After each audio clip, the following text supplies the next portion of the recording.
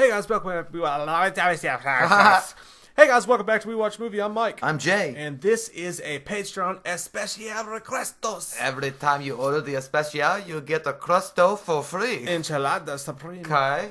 This one's for Ken Burnett. Awesome friend, awesome fan of the channel, man. Ken's a good guy. You've been there for us for a long time. We really appreciate you. And we have a tier on our Patreon where you can go there. And once a week, we pick a new Patreon and we do a movie review or commentary request for you. So if you're interested in that, that shit will be in the description box below for you to check out. But this one's going to be great, I think, for a lot of people because we've been talking about this movie for years because we love it and we don't understand the hate for it. Batman vs. Superman for our friend Ken Burnett. BVS, it means excellent. Oh my god, it's Ben Affleck and Henry Cavill. Yeah, I mean, it's weird. Like, when this movie first came out, Mike and I went to the theater. I remember the trailer coming out, the teaser, and all that. Like, so fucking pumped and hyped for it. So much hype. And we didn't, like, leave the theater disappointed. It was like, yeah, it was everything we wanted it to be. And we were so excited and jacked to the titty milk lactating stage. And we came back and we read all the fucking reviews. Like, what happened? We leave the house for 5 minutes and fucking mom and dad are fighting? Like, it was crazy. Like, I like the hate that this movie gets along with Man of Steel is absolutely insane and unwarranted. Yeah. It's not perfect. The movie does have issues. It's got holes in it. It's got problems. The Martha scene probably wasn't as great as it could have been. That still made me cry. But Justice League pales hard in comparison to this movie because this movie was Zack Snyder's vision, and even though it's imperfect and it does have issues, we're going to pick apart the scenes in it. We're going to talk about it. We're going to talk about why we love it. I wasn't a big fan of Jesse Eisenberg either. No, not at all. Yeah, he so shits on the movie that was a really bad a lot of ways. But let's watch it together, man. Okay. So if you guys are new to this, what we do is I'm Come on, Ken, let's go party. Yeah. I'm gonna say angels in the centerfold. I'm gonna say sucking, fucking, and touching. Now, if you want to pause this and get the movie out, and you want to watch it with us, or maybe you're at work and you just want to listen to that's fine too. You know, some assholes be like, get the movie out, please. I don't disrespect my collection by adding this turd in there. Like, yeah, you will. Now, this is the Batman vs. Superman Dawn of Justice. It looks like it's the regular one. It's just off of Amazon. We don't have the R version. I don't know. It's 2 hours and 31 minutes long. Yeah, I saw when we rented it, it was the 2 hour, 37 minute rated PG-13. Okay, so it's not the ultimate cut, which is a little bit better, unfortunately. But this is one that's on Amazon. It's still good. That everybody can watch. So I'm going to say sucking, fucking, touching, then I'm going to press play. So if you want to pause this and get your shit ready, that's good. Get your popcorn, pop. Here we go. Sucking, fucking, and touching. Okay. I have pressed play. The movie has begunneth. Activation. God, I love that fucking music, man. That's good workout music, too, by the way. Dun, dun, dun, dun. Dun. Look at the fall leaves. This is when you're slowly having sex.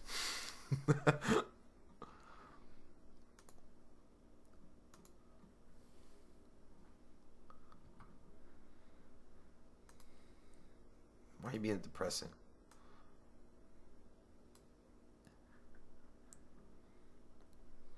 Like, you know, at first when I watched this movie, when this scene was happening, I'm like, please don't tell me they're going to go through the entire plot line of like with Spider-Man. Yeah. Like, but they did it right. They only cut to it for a second, like, which is good. This is obviously Bruce Wayne.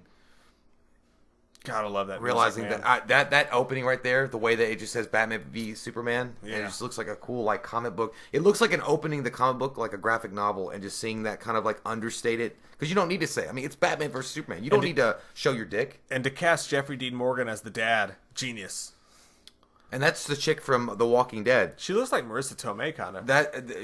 It's funny because that's the bad guy in The Walking Dead now. I can't remember his name.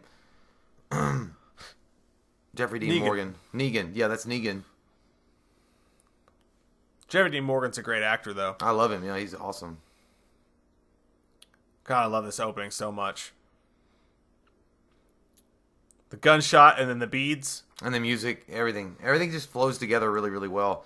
I think what it does is this scene, just the way they open it, sets the entire tapestry of what Zack Snyder wants to tell. Like, this is not going to be a happy-go-lucky kind of movie. Yep. And I mean, I want that. Like, I was happy about this. This is not what you would call Disney Marvel bitch boy stuff. Not that there's anything wrong with that, but it's not like lighthearted. Man, I know I keep saying it, but the music. I must listen to this when I work out at This least is when once you find a week. out when you open the beer or the fridge and there's one beer left, and you're like, "This is it. Who will take it? This is it. This is your moment, biggest you're gonna get." That's really dark right there. The gun goes off and the beats break at the same time. Mm-hmm. That's some good imagery.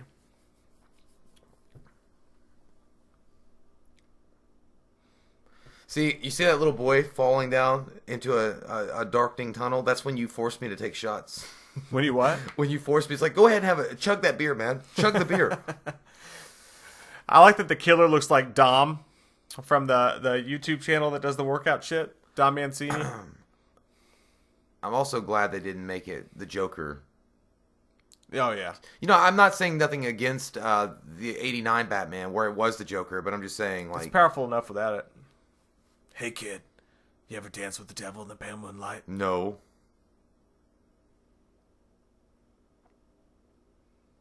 It's so cool though, and you know, and I know people make fun of it, but later on, when the whole Martha thing, the controversy happens, Yeah. I mean, imagine like this impacted him when he was a kid. Like that was the last thing his father said when he was a little boy. So when he hears that, Yeah, and obviously he's like, "Why did you say that name?" Now again, that is one of the faults of the movie. That scene could have been played out. It could have been, more but clearly, I understood what Snyder was. Yeah, going I for. understand enough to where it didn't bother me. No, but people made a huge deal about it, like, and made Yeah. fun of it and all that stuff. I'm like, dude, I mean, it's a little kid that just his father's last words was his wife's name, and he watched it happen. Like he watched them die. Like I don't know. Guano. It's guano. There's some ballsy imagery that they do here too. Mm-hmm. For a scene that you've seen done 5 times, you know. Yeah, I love it when he embraces it. God, that Hans Zimmer music, Man, man, it's so Fuck. good. Hans Zimmer is one of those guys that I would like let him fucking orchestrate anything for me. Like going and taking a shower would be epic. Yeah, I wish he would have orchestrated the first time I had sex. It would have Let me sounded ask you just a like que- this. Yeah. Only would have been 30 seconds Mine long. would have been like bum bum bum bum. It had Price is Right shit. But here's a good question: Hans Zimmer or John Williams? Hans Zimmer for me. Yeah. Dude, I don't know. I don't know because John Williams did so many epic, like memorable things too.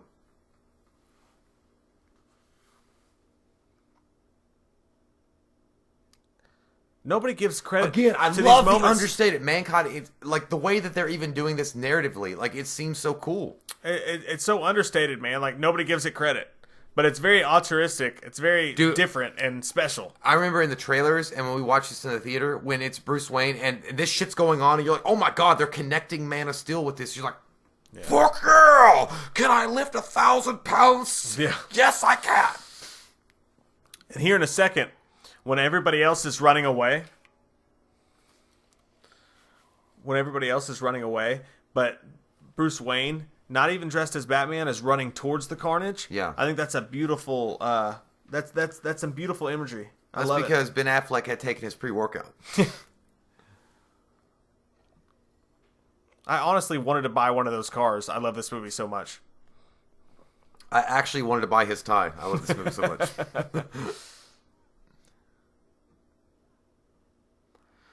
But it adds such a realism to it because, like if you were just a person with all this going on and you're standing in that building and it's all getting fucked up. And it's a shame, dude, because nobody gives them credit for it. Because when Man of Steel came out, everybody shit on it because they're like, oh, they're just destroying these buildings and you're not talking about the people who are dying. But Zack Snyder had a larger arc involved. Exactly. And that's what he was explaining in this. He's covering that right now. Yeah. It's not all hunky-dory. It's not not like the Avengers, which I love the Avengers, but it's not like you can just go, oh, we evacuated the area, it's fine. Yeah. Like, it doesn't work that simple. And they cover that here. And I think what it was... People die. I know that some people have tried to accuse Snyder, like, well, this was not in his original script. He did this because of fan backlash. I was like, I don't believe that at all. Like, I believe he had a story arc that he was trying to tell. Yeah. Superman was an inexperienced guy, and he didn't know how to really, do what he was doing, and... the resulting chaos, he took responsibility for it. But Bruce Wayne, looks at it like you're irresponsible and you're reckless and you're an alien and you're going to burn us all. And in an amazing Cloverfield type way, it gives you a That bird's eye motherfucker view. looks like he just stepped out of Men's Warehouse and he's liking the way that he looks. But it gives you a bird's eye view. It's like it's like Cloverfield. Like what it would have been like to feel like that tiny of a person. And it's crazy because when you're Batman, and he's a fucking superhero, right? But he's down there just like everybody else is, because Batman is a human. He doesn't have superpowers, you know. Yeah. He's like the rest of us.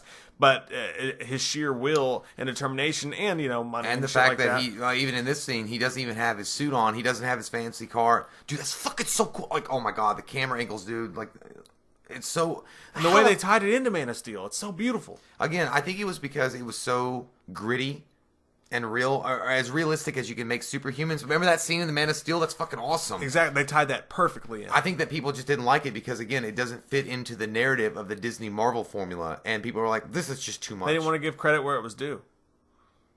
Yeah, it's dark. That guy died. His employees died. All those people fucking died. Because in real life, if that shit had happened, people would have fucking died. Look at his shoes. They're nice. Those are hush puppies for life. I don't know. I heard that too. I love the way he runs. I'm not into gonna. it. I don't want to say it, but this reminds me of that tragedy that happened, and it feels like a fireman or a policeman running into the flames. Oh, you mean like with the 9/11 and shit? yeah. like I didn't that? want to say it, but Definitely. yeah, it's like that. Like like maybe imagining what that would be like if it was filmed. There's definite ties to it, man. Yeah, for and sure. him running in and not having a care in the world, and then seeing all the chaos, kind of like a war, like people in a fugue. How ballsy was it to make this choice and to do this? That's what I'm saying. Like, I don't know how many people tied it together, or if they even thought about that. But I mean, that's what I see when I see that. That's why I continuously say, man, this movie will stand the test of time. Even though people shit on it when it came out and it's not perfect and it has its issues, I think 20 years from now, people will look back at this and be like, that's a great fucking movie. Yeah, and what was wrong with it? people? It has meaning. It has I think the thing about this movie that really matters the most is the human side of it. Like, overcoming obstacles in your life and being just human and facing those obstacles. I don't know. And you see how much that like fucked with he him. could have died, and he's a billionaire, right? So I mean, I don't know, man. Like, But it's just like he wouldn't just walk away from this. And they to Marvel's credit, they did a great job with Tony Stark in Iron Man 3 when he had the anxiety and he had the panic attacks. I know people shit on Iron Man 3, but I love that movie so much just for what they put Tony Stark through. I think they had a good idea. I just don't think they implemented it Right, or but I'm just executed saying, it. like those moments, like when he's having the anxiety attacks, it brings a realness to it and it brings a humanistic element to it. Oh. And I think what you right deal here, with dude. right Look here, at this. You see this? And This with- right here. and with who it turns him into when he's look- an alcoholic, when he's dealing with Yeah. what he's dealing with, it's because of this. And look, he zoomed in to show them, and that's the focus of Bruce Wayne right there. Fuck yeah, man! Like, everything evil right now in that moment, that little girl, all that catastrophe is that man. That's why he fucking hates Superman. You see it in that's his so good, face. so He's holding a little good. girl who's just lost her mom and who could have died if it weren't for him. And he's looking up at this superhero being who came here and fucked it all up. Like, dude, it's genius. I don't know why people don't get it. I just don't think it was fitting into the narrative they were used to. I think they were more used to the Marvel thing, and that's what they were wanting, and they wanted, and I understand, like, Christopher Reeve is Christopher Reeve, and they wanted the more lighthearted Superman versus the dark, brooding Batman, but the reality is that in this day and age, you've got to make Superman relatable to the average guy, and honestly, what they did with the Man of Steel and recasting and making it where you can look down and see Superman, and like, I get that. I get where he feels. Like, I mean, if you had all these extraordinary powers, but you didn't know how to use them or utilize them, Yeah. and then Everything's not hunky-dory and beautiful and pretty and easy to process. Like, there's some dark shit that underlies that. You get a guy like Superman look at those trunks. who's I just wonder if trying to those live guys his have the gap. life, but because he exists, all these people have died Yeah, because and he's an Zod alien. came down. And then you've got Batman's anger over the whole thing. Like, it's realistic. Well, and also even Batman, at some point later on realizes it's irrational. His fear is more, it's almost like fearing the unknown. And that's also, I think, that the subtle context of this was like fearing the unknown. Yeah. And that's what Batman was afraid of. That's why even fucking Alfred says, you want to go to war with a man that we don't even know. Like, Yeah. and he's not done anything to you. Want to go to war. He's like, that son of a bitch brought the war to us. And that, honestly, that's like a lot of politicians that we have fucking today, that it doesn't matter. They don't want to hear stories. They don't want to hear your side of anything. They just want to fucking attack you because you represent something that they're scared of. And whenever I hear Ben Affleck talk about when I hear Ben Affleck's Bruce Wayne talk about how angry he is and how he wants to stop Superman and he wants to kill him, I always, like, immediately my mind goes back to him holding that little girl who just lost her mom because Superman got a fight picked with him. And it's not Superman's fault. I understand where Superman's coming from, but that's the thing. There is a gray area. Well, it's because not black and white. He is considered a god by a lot of people, and we're just nothing below him. And that's what I think that the Bruce Wayne was thinking at the same time. It's like, we don't mean anything. We're expendable. We're throwaway toys to these two beings that come from outer space that have maximum powers that are literally gods. And we're just these people. And it's a helplessness. He feels helpless. It's just like he knows that we're all at this guy's will. And by the way, we don't know what his we true are watching, intentions guys. are. This scene right here, that's Jimmy Olsen. It's a bullshit thing that killed him. Because he does die. I mean, I'm sure you guys have seen the movie. It was a pretty quick death for Jimmy Olsen should have stayed around. But Amy Adams is fucking awesome as Lois Lane. Yes, she is. I thought she was great. I loved her in The Fighter. And I feel like she reprises that role pretty well, except with the Boston accent. She doesn't have the Boston accent, but she still has the same kind of thing. Yeah. But I mean, if you're going to introduce... See, in the rated R version, they should have just gone all the way, man. Show the blood spray. Yeah. Fucking make it gritty like that. And the Ultimate Cut does fix a couple things. But, I mean, I'll be honest with you. I love both versions. I do, too. I always feel like the best scene in this film... I got teary-eyed at the Doomsday scene. I really did. I got teary-eyed there. But I think the best overall for me, the action sequence, is not... The Batman vs. Superman thing was fucking awesome, but it's the warehouse scene. When Batman goes up and does his fucking work. Yeah. And I'll agree with people. I actually think that the fight between... I think that is the one weakness of the movie for me. What? Is that... And I don't think it was horrible. I enjoy watching it, but when it comes down to Batman vs. Superman actually fighting... Yeah. When they get to the rooftop scene... And that entire battle, all the way up to the Martha scene, I think, for me personally, I would have been like, let's revisit this. Let's make it a little bit tighter. Let's make it a little bit better. I feel like that could have been better. And I feel like, but... I loved it, though. I mean, it was still great, but I'm just saying, like, people, like, hone in on that, and they forget all the other good shit that this movie did. did. Look how fucking cool that looks, man. He broke the fucking sonic barrier, or the sonic boom right there. Dude, he looks fucking goddamn good. I have a good hair part. Good. You know, the music's perfect right there, too. Right there. Like, you know, he just farted and nobody cares. I got this, boo. Like, no, they just killed him. He just killed him. Do you see? I can't believe he killed him because he broke him through a wall. And he's a fucking terrorist that was going to kill his woman. Fuck this.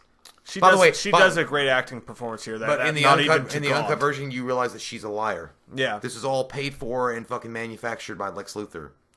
Not even to God. She's from Kentucky in the film. Yeah. My 3-year-old loves to watch The Incredibles over again. I think that's actually she's the one who plays the girl in The Incredibles. So I always think about this movie when she makes me watch that for the 10th time in one day. See, that pisses me off. I don't fucking like that. I love... it's hard for me to pick sides in this.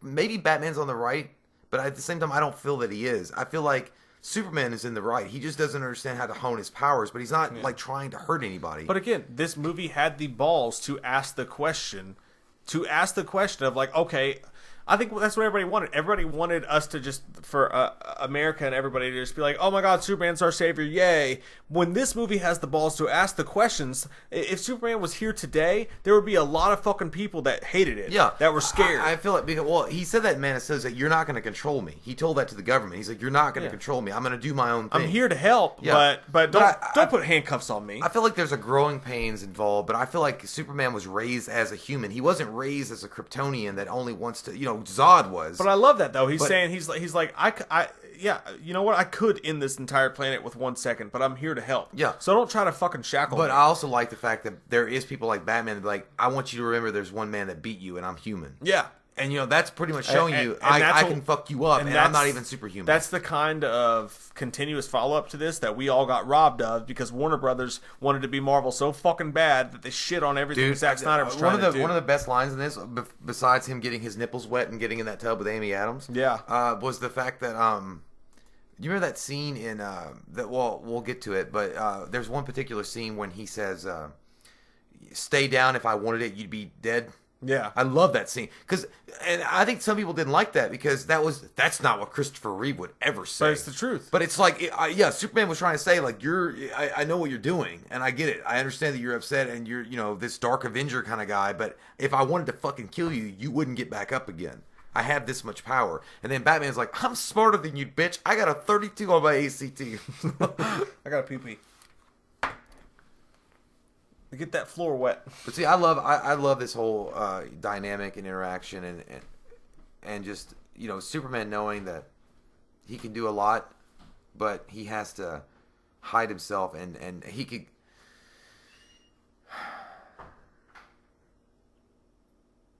Like with Lois Lane, he went and rescued her. But I think what Snyder was maybe trying to say is like, you can't put one person above humanity, and that's the struggle that Clark Kent or Superman or Kal-El will have, other than ruining his fucking Doc Martens that he just did by stepping in that pool. But then again, it's Amy Adams and she's naked,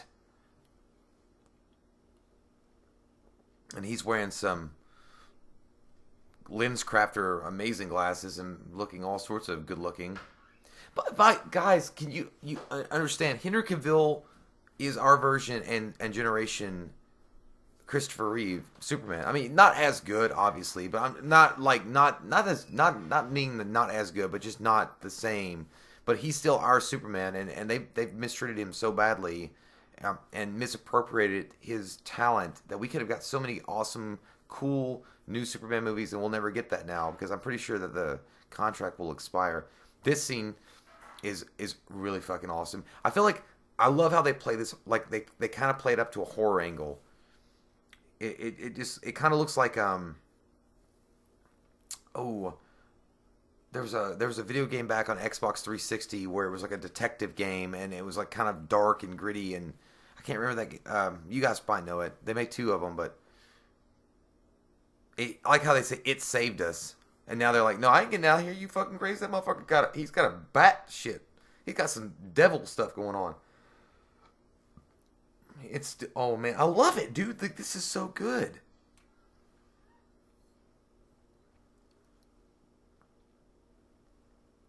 And when I was watching this, I was like, is Batman trying to get extra information out of him? Like, you definitely wear pink panties. Or I don't know what he would say. But, I mean, he's really trying to fuck him up and getting extra information out of him. But again, I really like how Zack Snyder is going for the suspense thriller-ish type of horror with introducing Batman. I love this scene, man. It's so cool. And we learned that Batman marks them, and I guess it's cruel, but at the same time, fuck them. They're criminals. He marks them with a bat symbol on their chest or whatever by burning it into them, so that they're gonna be harassed in prison. I think that's found out in the uncut version. But look, man, it looks like a fucking shit out of Saw. Or that's like me when I was married. And this is me when I got divorced. Hiding in the shadows. But look how fucking cool that looks. Oh my god. Dude, when I was like, holy shit. Again, it's like a whisper, a myth, a shadow. And that's exactly what Batman should be. Like the way they shot. Like, look at that. That's amazing. And I love this scene too because it's like, I saw him. See, he's like a myth now, right? He's like a legend. Oh, you just missed the part where he was like hiding in the corner, like all crouched up like a praying mantis, and he like ran across the straight horror shit, man. I loved it. And then Branham, see, dude, god damn, it's so fucking good. This is a Batman who's pissed, and I loved the fact. Again, I was telling them the fact that they make him myth, legend, a whispered, spoken thing. Yeah, and because the cop was like, I saw him, like he's like a thing. It's kind of like the way they did Michael Keaton in the beginning. That's exactly what he should be. He's like he should be a whisper. And not just that, but like this is a Batman. And then Jeremy Irons obviously is Alfred's awesome. The reason Batman's branding people, the reason he's so pissed, the reason he's gone a little bit over the edge is because he feels helpless. Because he knows what he's up against. He knows that Superman's out there. He knows that he's just a man.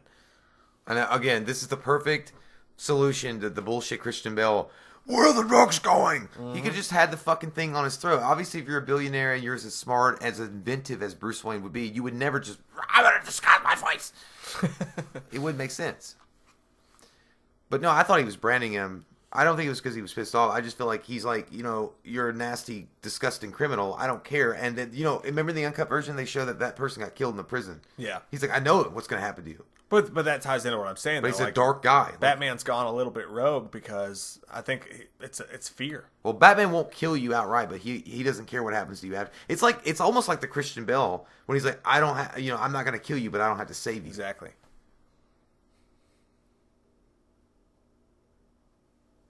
Nobody wants to bring a dirty bomb into Gotham unless they've had a dirty Taco bomb. Bell at 3 a.m. A dirty bomb. That's a Dutch oven. Dirty bomb. A dirty bomb.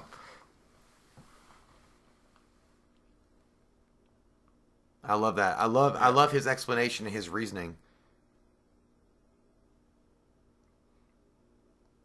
I've always been a little bit tainted on Jeremy Irons. I like you, dude. I think he's good. No, he's great. In this film, after the movie came out, when he was like, "I just did it for a paycheck," I was just kind of like, "Man, it was a good role." I think he was trying to distance himself from the bad press that it was getting. Yeah, I was always disappointed with that.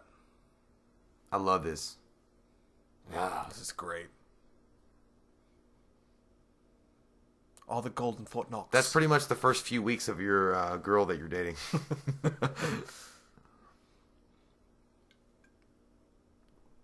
That's great script in a writing, lot of ways, man. dude. It's great, and not just the writing, just the way he looked. Yeah, because you can tell that he's so broken and disturbed and disgusted, maybe with himself, and the fact that he's broken out and he doesn't. Great boxers and an ass, but but Jeremy Irons always seems to be his yin to his yang. Like he's like, I'm gonna remind you that we're not criminals. We're not that far gone. Yeah. But I love these scenes too of fucking Clark Kent when he's watching this shit, because like he's just sitting in his house, and he's watching all these people talk shit about him. He's out here, he's just trying to do the right thing. He's trying to be a good person. But he has to constantly get this feed of news in the world we live in today of people questioning what he's doing. And here comes the worst part of it. This is definitely one of the worst parts of the fucking movie right here. Is this old goddamn Jesse Eisenberg? If you tell anybody anything, I will ruin you on Facebook. I will ruin you on Facebook. It's the one thing about this movie that I'll say it was bad casting, and some Bryan of Cranston should have been fucking Lex Luthor, and some of it's bad writing, and I really don't like the character of Jesse Eisenberg as Lex Luthor or Lex Luthor's son, depending on how you look at it. But I will say this: I will be fair, and I will say that if we'd ever got him to be in a second movie when he was bald at the very end of this one, he might have been different. Maybe, yeah. I don't know. Jesse Eisenberg's not a terrible actor. I just feel like it was a bad casting choice. I do too. I think so too. But I feel like that's one of the criticisms I agree with when it comes to this movie. I feel like if the unfortunate accident hadn't happened with Zack Snyder's son, and we'd had a full vision of what he wanted for this universe, and having Eisenberg in it fully recognized or realized as Lex Luthor, maybe it would have been a totally different movie at that point. But I don't know. All I know is what I can go with right here, and he's a fucking stooge, and he's kind of like cringy, and he's like, oh my god, I'm a smart dude. And ironically, because he played the Facebook guy, they try to make him like the Facebook guy. Yeah, Jesse Eisenberg. Yeah, he's literally, to me, he's no different than fucking, what's the Facebook guy's name? Mark Zuckerberg. He's Zuckerberg with red hair. Is that your hair? Just might blow a fart in your head. Yeah, I don't like it at all. Like, he's trying to come across as, like, I don't know, like, superior intellect, but it's coming across as just, like, a whiny-ass bitch kid that nobody would take seriously. The Lex Luthor I loved, man, is that I remember I think it was All-Star Superman, the animated, because as we know, DC does amazing animated movies. But there was one, I think it was All-Star Superman, and it was one scene in particular where Lex Luthor he's talking to Superman, and like he's just kind of barely paying attention to him, but he picks up these like 85-pound weights, right? And he's just a man, but he picks up these 85-pound weights, and he's got his shirt off, and he gets on a treadmill, and he's like walking while holding the weights, like he's trying to be more than he is. Like he's pushing himself to the absolute utmost when it comes to physical fitness, when it comes to everything, because he wants so fucking badly. Oh shit! Let me interrupt you for a second. I mean, I don't know if you guys saw that really fast, but it was on his wall. Where Superman was lifting the car. That was Action Comics #1 cover, 1938. That was like a throwback, and I love this, dude. Because I loved it. It's like the Vietnam Memorial, and you can see this guy was obviously a former employee. He's disabled now, But this is also showcasing mental illness and just showcasing PTSD in a way that the other superhero movies were not addressing. No, They were not addressing. And I know you could say Iron Man 3 because the PTSD was present in that, but this was taking it to it. This was a disturbed individual that wanted to cause maximum this is what it would fatalities. It's what it would be like if Superman and Batman existed in real life, and that's what DC at this point was not afraid to touch. Well, really, Zack Snyder, you can't give Warner Brothers credit for that because they balked. And again, listen to the soundtrack right there. You know, it's sad. Like, this is like, you know, it's a broken man. Like, it's a broken man that lost everything. Like World Trade Center or something like that. Yep. Like, this is, and he's blaming an alien, which is true in some Everybody's way. not a black and Not white. that he meant to it. Like, right, Superman didn't mean to, but it's still his fault. And I love this scene right here when Henry Cavill sees the guy. He's like, yo, he fucking did this to me. Yeah, or when Bruce Wayne finds out what's been going on, when he gets those checks that he sent written back to him. Right. It's like, you killed your family. I and all loved that it, shit. man. You can see his face. Dude, the acting is so superb. It's that gray area that, to me, Marvel's been afraid to touch. That's why like, DC Zack Snyder was willing to go there. But that's why Snyder should have stayed the creative control of DC and let him tell his story. Yeah. Like I said, man, this movie will stand the test of time. Everybody wanted a Marvel movie. Everybody wanted the Avengers. This was something different, and nobody appreciated it. Look at his face. Like, dude, he said it says full Scott. Just the acting alone, just the way that he's telling the story through his eyes, the way the camera's moving around and showing Perry. In 20 years, man, this is the kind of thing, when people watch this movie, I genuinely feel like they'll appreciate for the first time. Honestly, I'm gonna be honest. I haven't watched this in a bit. This part sucks. I fucking hate this part. This is like some weird, like, goddamn, like, push it into my butt real good. And haters of this movie, please take note. We're admitting this shit sucks. Like, this is bad. But I will say, this movie, I would rather watch this movie in some capacity more than a lot of Marvel movies. I'll tell you this, because I feel like this is in more touch with what's going on today, with people distrusting each other and the manipulative, subtle nature that they try to take advantage of you. And in the midst of it, by the way, you have a wholesome guy like Superman, but he's trying to exist in a world that fucking distrusts and hates him. Yeah, and then you have a dark Avenger for good guys, bad guys. You know, Batman. But, you know, I don't know. It's just, oh my God. He looked like he just came out of an elevator where 3 people farted, and his hair's all on fire. Again, the music's top notch, though. Yeah, everything is great. And I even like the. No, actually, all right. Here's another thing. I hate when he turns around and he's like, come on. I hate that. Here's another thing I didn't like. I didn't like introducing Doomsday this early because. That should have been. That could have been a 3-movie arc. That could have been. Yeah, it should have been. It should have been the Thanos. The Thanos ending. Yeah. It should have been something epic like that. But I know why they did it. They were trying to, like, jumpstart it as quickly as they could. Sometimes what happened... This movie is a product of trying to make too many things happen at once. Sometimes, yeah. But the Doomsday thing for sure. Like, absolutely. Like, it was way too early. Doomsday could have been 4 movies. 5 There's movies. a ton of villains that we could have picked from. Actually, you could have just had Batman versus Superman, and that could all have been that could have been it. That could have been enough. They tried to put a little bit. They had to throw Wonder Woman in there. I mean, which she's fucking like, goddamn. She's awesome. The intro to her.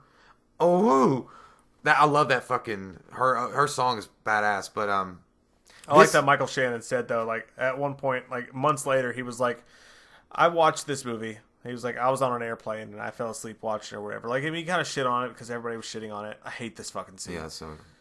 What is the point of this? Like, why are you shoving a Jolly Rancher into his mouth? Because he likes apple. I love this scene, though. Yeah. I love that. That's what Bruce Wayne would do. It's like some James Bond shit. Yeah, exactly. Yeah. He would whisper, like, Bruce Wayne's the kind of guy who would go to, like, a street fight and notice something the other guy didn't notice and whisper into his ear. That's so fucking Bruce Wayne. That's perfect. I love that scene. Because that's fatality. That's the thing about Bruce Wayne is, like, he is a human being. He's not a superhero, but he sees those edges. He sees those advantages. Again, to me, Ben Affleck. He's in this particular scene, the underground fight circuit, the way that he talks to this guy and is cloning his phone at this very moment, and the way this whole interaction, this whole thing goes down. Tell me this is not James Bond 101. Yeah, man. It's Daniel Craig James Bond 101. I love it. The whole fucking scene is James Bond scene. See?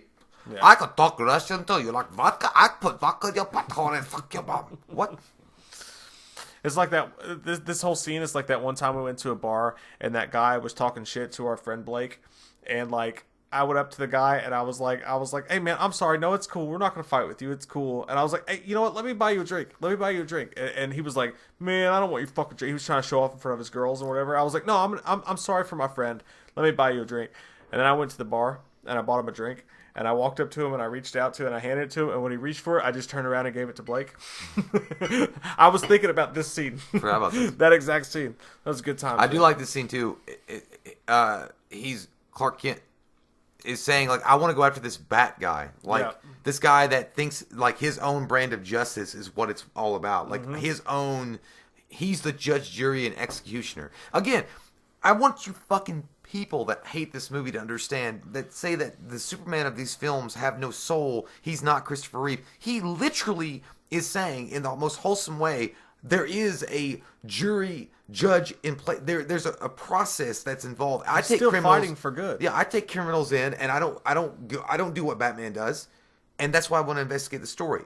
You know what he's saying is basically saying like he is the antithesis of what I am. He's doing what, and that's the thing, dude. It's just like because he's not wearing his underwear on the outside of his because he's not jumpsuit. just doing good things and it's all good and it's 100% clear and obvious. It's just like his dad told him, like with Kevin Costner. He's like, well, should I just let those kids die? He's like, maybe I don't know. Like, there's a gray area. You've got to suppress your powers. If you want to really change things, you got to try to do it as a human. And Clark Kent in this movie tries to do it as a human being. He tries to do it with the Daily Planet. He tries to do it that way. Yeah, nonstop. And I feel like honestly, what he's really just saying is like, look, there's this guy, and he does things like the Punisher. He does his things his own way. But there is, despite this country and this world being broken in some way, I believe truth, justice, in the American way, or whatever. Christopher Reeve, and he's fighting for that. And he's like, that's why I want to investigate. In a realistic way. Right. God forbid. Not saying it exactly like Christopher Reeve, even though Christopher Reeve did say it in a way that sold. And I want people to understand that we're not taking anything away from Christopher Reeve. Christopher Reeve, Superman, is by far in a way legendary. Like, and it worked for the time, and that could have worked for here. But this is a more grounded version. You have to do this to bring new life to it. Yeah. But anyway, the idea that Superman is just as dark as Batman and there's no shade of light, that's the most retarded thing I've ever heard in my fucking life. Like, it literally is you telling me that there's no sequence in this film at all where the version that Henry Cavill is playing of Superman shows any kind of hope or light or any kind of movement toward the future that is not involved in death and destruction. He's fighting for all those things, but he's doing it at a higher stakes table. I mean, that it's realistic. I love the music right here. It's cool. I even like the line. I do like that line. Yeah. See, there. As much as I hate him as Lex Luthor or Lex Luthor's son, however you want to put it, there are some lines like that one that are fucking great. Really good. This is great imagery too. And I thought this was so when he gets to the grave, I thought it was Man-Bat. I did too. Yeah. And this is very James Bondish actually. This whole scene, like Skyfall, exactly. Yeah, Skyfall. And I love that we go from this. If Ben Affleck was fucking British, he probably could pull it off. Dude, it's so beautiful. They go from this dark scene right here to it being a dream sequence and him waking up with another girl in his bed and he's drinking another bottle of wine last night and he's taking the pills. Like, it's such a cool version of Bruce Wayne and a dark version. Like, he's a human fucking being, man. And he's dealing with things like a human being would deal with them. This is what Batman should be. Yes. A broken, older Batman would be this way. He would have PTSD. He would be having nightmares constantly. He would be drinking alcohol. He would be drinking wine to disguise his pain inside and fucking another girl every night and not really caring about settling down. And we're so lucky to have this movie because most people would not touch those things about what it would be like to actually be Bruce Wayne in a realistic setting, and this movie does it. That scared the fuck out of me but I feel like Zack Snyder didn't even go far enough. In some way with Bruce Wayne, I would have even gone further. Could have even gone further, but man, I fucking love this. I love this scene. This is very. You know what? David Fincher could have shot the scene, and I would have believed it. James Cameron could have shot the scene, and I would have believed it. But it feels like a David Fincher scene. I do feel like what you're seeing man. Right here, this whole scene, this whole sequence, is you're truly showcasing a broken man. You're showcasing an individual that has a lot of money, but there's nothing inside of him that's worth a fuck anymore. Like, he doesn't care anymore. He's clearing out his family's wine rack. His parents are dead. He's over the hill. He knows he's up against something he can't beat. But he wants to because he knows he has to. Like, Yeah. no one else is going to stand up against this it's motherfucker. every day is an inevitable. Waking up to the inevitable. Oh, this motherfucker from Cyberdyne. Dyson. Fucking Dyson. But yeah, look, And she's such a great Lois Lane. But I will in say- these moments like this, she's such a great Lois Lane. But I will say with the critics and the people that hate this movie, they will universally agree that Ben Affleck was the bomb in Phantoms, Joe. He was good in this. Bomb. Everybody always says that he was good in this. And everybody shit on him when they gave him the role. Like everybody was so fucking, not everybody, but a lot of people. They were skeptical. Pissed. But you and I were always on. Yeah, board. I thought it would be great. But when this movie came out, I know that everybody hated the movie, but they will say, because you can't what are you gonna say, that Ben Affleck was shit as Batman? You'd be fucking stupid as hell. Some people tried though. They do. Very few. You were in the minute minority. I love this. Let's listen.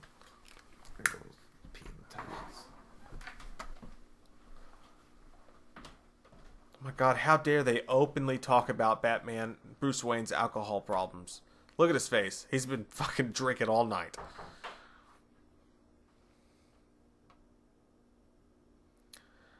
But it's perfect Bruce Wayne, because even though he's a drunk, and even though he's on pills, and even though he's been up all night with God knows what girl, he's still hell-bent on it so badly that he's fighting through all those feelings and the hangover or whatever it is that he's fighting through, because he's hell-bent on doing good. And Batman's always been about that. Bruce Wayne has always been about overcoming like what any normal human being could do. Yeah, he is a normal human being, but he pushes it to the next level. I fucking love it, man.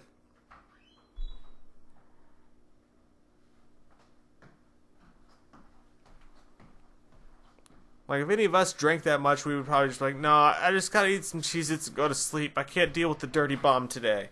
But because Bruce Wayne's fucking Bruce Wayne, Batman's Batman for a reason. That guy has a resolve that is superhuman. He's a human being with a resolve that is superhuman. And it's admirable. It's inspiring.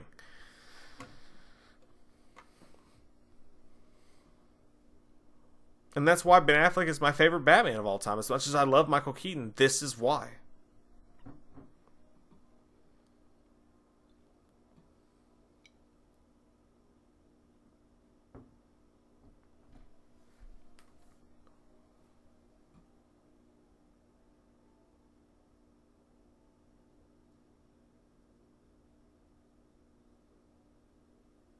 That's such a Snyder shot right there, too.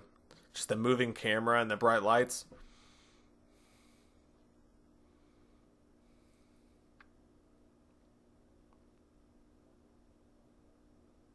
I genuinely think if it weren't for the hype around this movie, like if we were 20 years into the future and, you know, superhero fatigue had set in, it was acknowledged by everyone, and then someone made this indie movie that was Batman vs Superman, I feel like this movie would be revered. I really do. Perfect? No. But revered? Yes.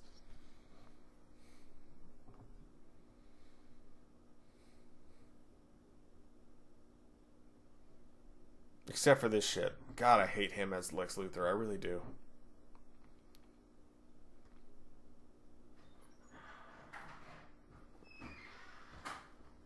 It's almost the perfect Batman analogy. It's like, it's not the movie we deserve, but it's the movie we needed.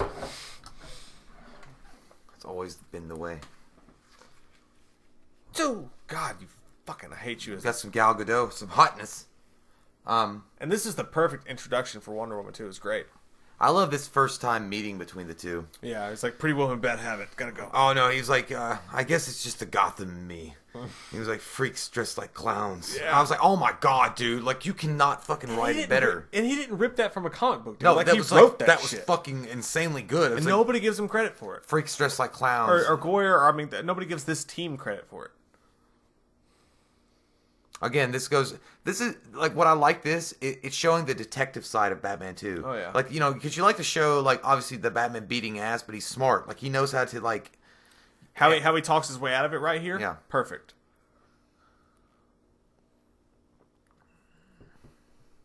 It's me and you every weekend, buddy. oh yeah.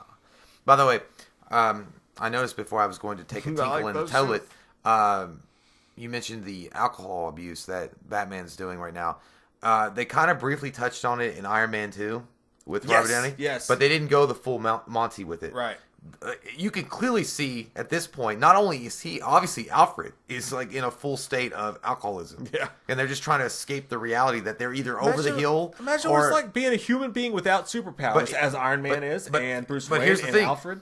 In the comic books, with the Iron Man alcoholism, in the comic books, they went way harder. Like, he was drinking and he would go out and try to save people in his Iron Man suit, and he would be so drunk that he would almost kill civilians. Yeah. Because he was just so fucking, like, wasted. And then Captain America, I think, or somebody, like, beat his ass and be like, wake the fuck up. Like, you're gonna kill some, like, you know. But this is the point, like, because that's realistic. DC, if you're dealing with those kind of stakes, a regular like human broken being would inside, probably give in to that. There we go. Here's a good. Jimmy Kimmel's gonna show up at any moment.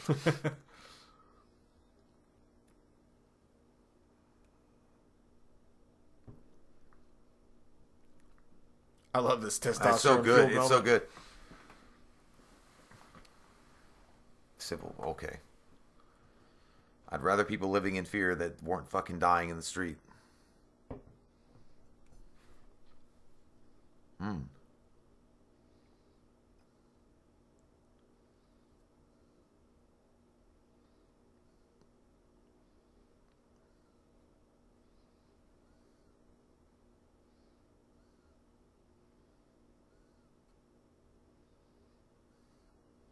This true. Damn, that's good writing. God damn.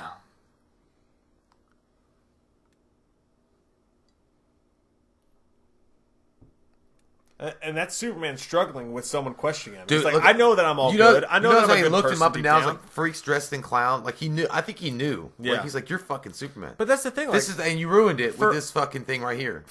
for Superman though, like hearing that, like you're Superman, and all you hear is either the news, who does shit on you a little bit, or people like praising you, and Bruce Wayne just tells him how it is. Mm-hmm. It's hard for him to hear. See, It's like most of the world doesn't share your opinion. Most of the world thinks I'm a great fucking guy. All right, I'm great at parties. I'm great in Detroit. Your wife liked it. I like the fact that they had that moment between the two, but then I fucking hate they ruined it with Lex coming in. I do like that. It's cool. Superman's hearing is utilized. I cleaned my ears out with Q-tips. But he's like, wait, what the fuck? I can hear everything. Oh, Did you shit. fart? But no, I mean, again, like it was like, dude, that scene would have been so much better without the Lex thing. It's like, you should not pick a fight with this man. Yes. Oh, strong grip. Ha. You must jack off a lot. I do I like love this. this This scene. is really badass because this is also showing the good guy that's embedded in Clark Kent or Superman. He's like, I want to go and find out what's going on, but I have a responsibility to the entire world. Yeah. But I also liked his mom, Lois Lane, saying like, you don't owe this world a thing. Yeah. You could do whatever you want. And that's another edge to it too, because he sees this going on the TV. Like he's dealing with this guy. He's in the middle of an alpha male thing with this guy, like a straight up fight with this guy. But you can't even do that without turning into the kitchen and seeing a kid that's in danger. Now you got to stop. You got to fly halfway across the world, and then you're just trying to save a little girl. But I guess this Superman's too dark. You know, what are you talking about? He'd rather kill people. What are you talking about? You land, you're just trying to save a little girl, and then all of a sudden people start praising you like a god. He didn't ask for that. No. He was just trying to help. But you know what? In today's world, and I gotta be honest, like that shit, how many people probably would praise him as a god? It would be just, it's realistic, man. That's the thing nobody They would gives it credit say for. this is the guy. Like this guy can do anything he wants to do. God damn it, the more I watch it, the more I get fucking pissed that people don't I know. appreciate this shit. People And the music and the way that he's doing, and you see how they're touching him because they feel like he's some kind of saint, like he's some kind of holy symbol. And the music, and he's like, you know, how is he supposed to dude, react? that thing, like right now, I get chills because Marlon Brando's like they wish to be a good people, Kal-El. They want to be. Oh, they yeah. only lack the light to show them the way. Yeah. Fuck. Oh, see. This is what makes this movie special. This little montage. Mm-hmm.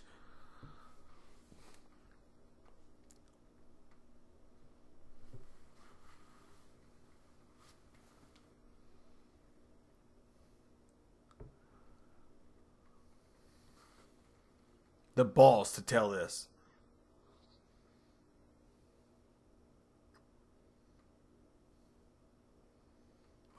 and yeah, you hear the narrative, and then all these scenes going on, and he's saving lives. He's not asking for reward. He's just But these are, and in a way, they're legitimate questions too. They are, but you could be.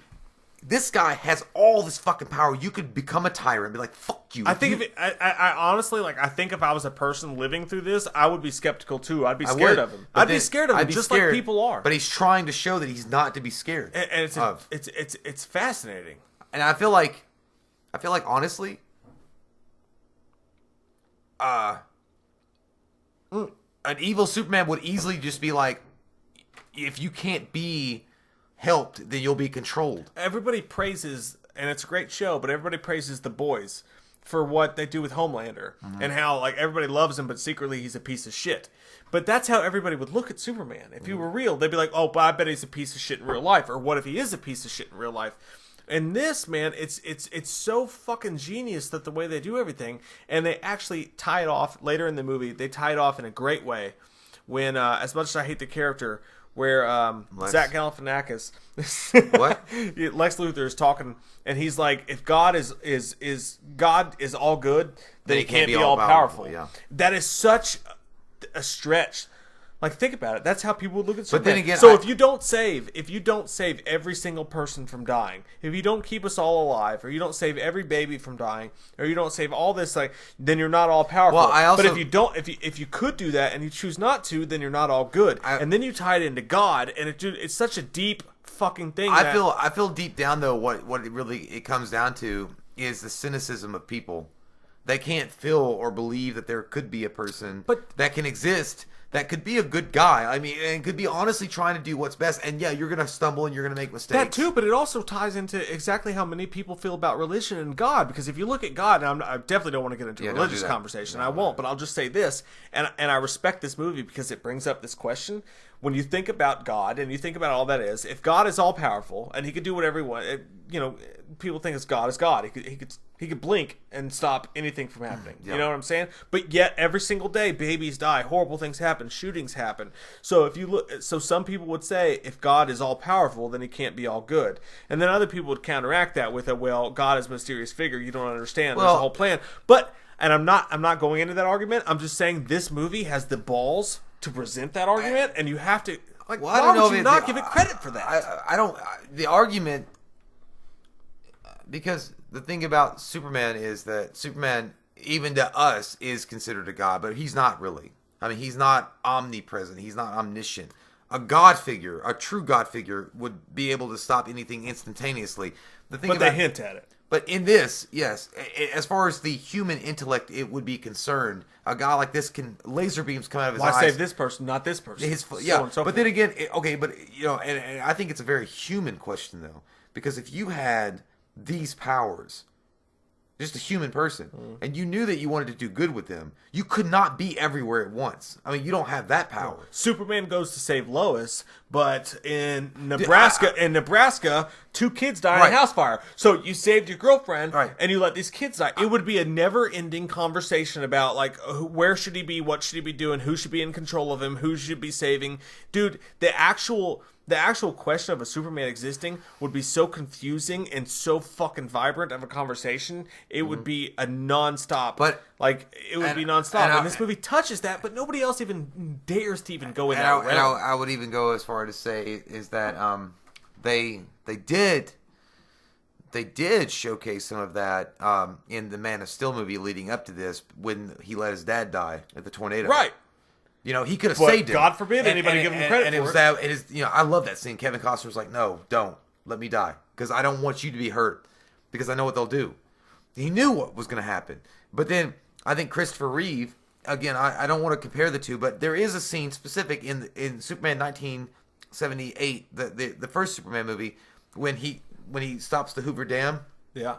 And then Lois is being buried alive at the same time because of that earthquake. Yeah. And he runs over and he finds her and he screams no. And he goes up in the clouds and he runs the time back. He interfered with human history to fix what he couldn't do. Yeah. But again, it's a very moral question of what's for the greater good and what's for the personal good and what is overall the good. And you're right. This movie to me, always has had the balls to go out and say, I'm going to make you think about these superheroes. And I want you to really walk away with the theater and be like, what would I do? How could I? What would I do? I don't know. Am I in the right?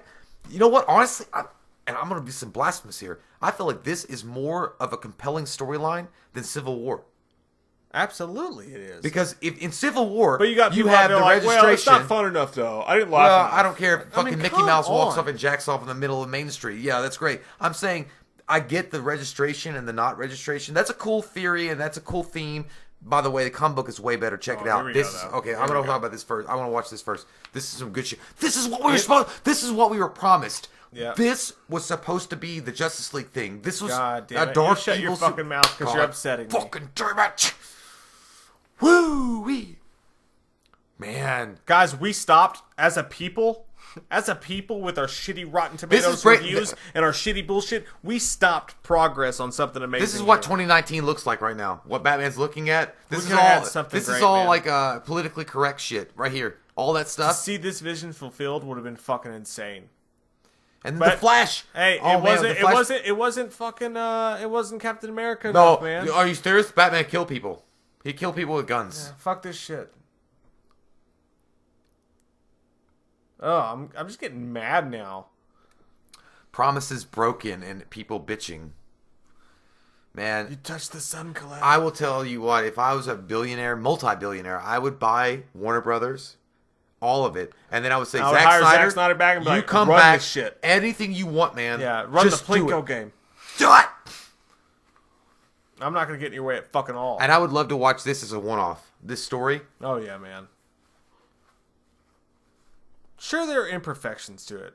Sure. But fuck the balls. The vision. The fucking, God damn it, man. Jesse Eisenberg being the biggest one. I mean, I felt like it was a miscast, but I feel like the vision wasn't really...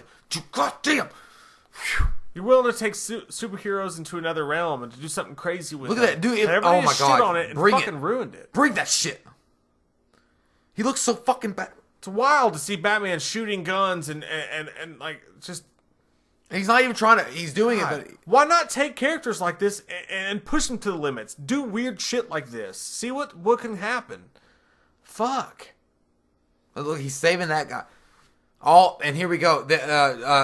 Darkseid's creatures. I can't remember their names. In this scene, he is killing people, but it's also a dream sequence. But at this point, he was pushed to that point. Like these things are like... At this point, it's beyond his control. He can't, afford... If you're responsible for humanity and you're going against a fucking god, then maybe killing people sometimes is the only fucking way. At this point, yeah. I mean, the Batman we know and Batman would never kill people in comic books. It's him going against a psychopath and Joker. It's not him going against what would be an evil Superman. If he's going against an evil Superman, obviously his rules have to change. Right. And at this point, this is when it's like, fuck yes, dude. Can I have this movie in full? Injustice. Yeah. This could be fucking Injustice. Again, I get both sides. I get where Batman's at and I get where Superman's at. If Batman was responsible for the death of Lois Lane and I was Superman, I would rip his fucking heart out too. Joker. It's insane. Joker did it, yeah. Yeah, but I mean, you know what I mean? Yeah. But this, I want to see this fucking movie, dude. Oh my God. How scary is that? How scary is that? Even if it's a dream sequence, we're fucking lucky to have that imagery. So ballsy, man. And God damn them for not giving him credit for it. All I cared about was he killed people.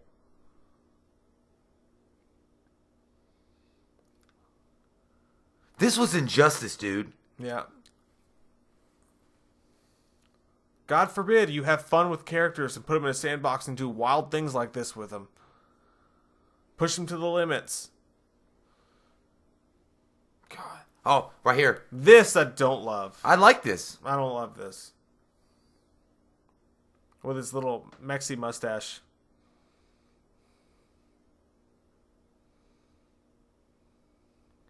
But I feel like Snyder was setting up the injustice, the timeline. What? Yeah. Well, this tells you right now that you didn't get what they planned on. I know, and I feel like he was setting it up. I felt like he was setting up a moment where. But this also fueled Bruce Wayne because he was like, this vision told him like, I'm on the right path. Actually, Superman is going to become evil, and that's why he wants it to kill him so bad. That's why when Superman's begging for his life, Batman's still going to kill him because he saw the vision of the future. What? He really believes that Superman's going to be responsible for the deaths of masses. Yeah, it might have been, but I think that we will never know that because Zack Snyder unfortunately didn't get to have his vision completed.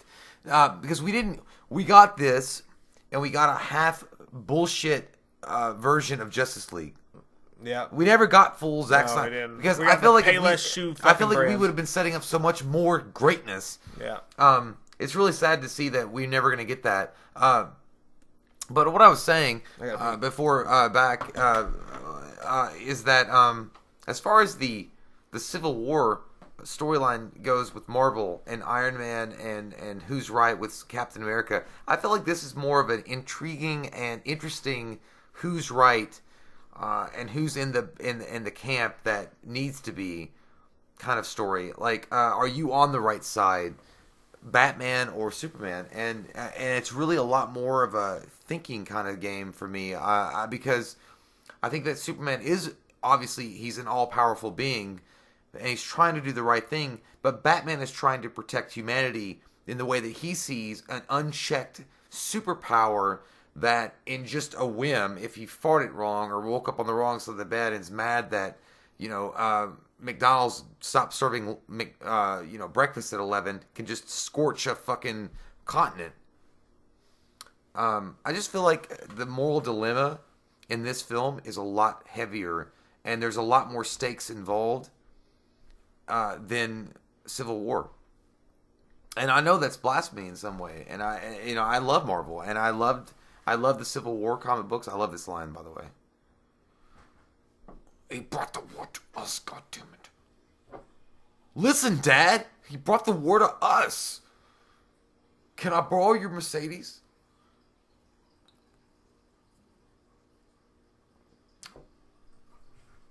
Man, it's so... Fuck yes, it does. You have taken an absolute certainty, Bruce.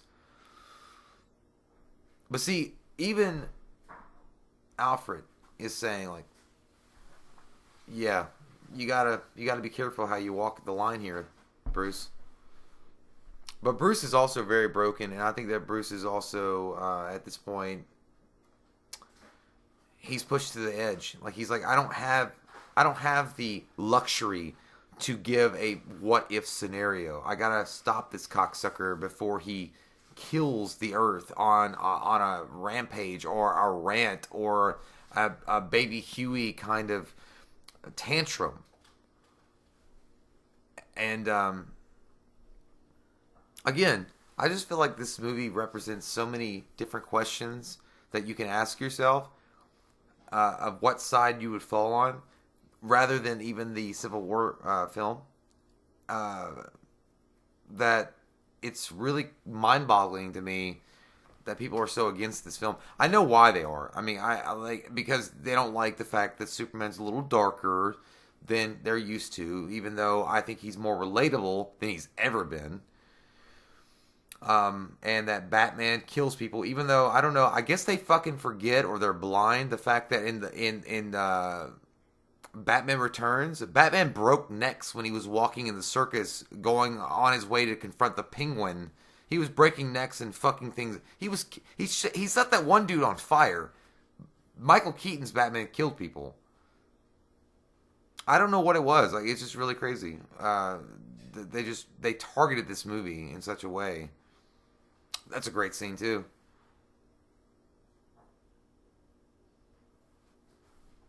And like, Batman would never use guns. Like, yeah, he would. It's not like he's using guns in this particular instance as a way of killing anybody. He just used it to tag a vehicle so that he could track it.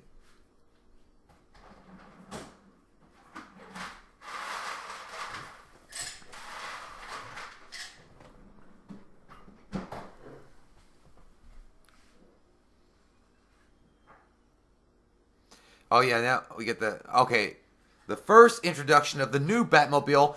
Say hello to my big back friend. Oh, yes. You say big black friend of a duck. Call my car. That's what I would call my car. Big black friend. That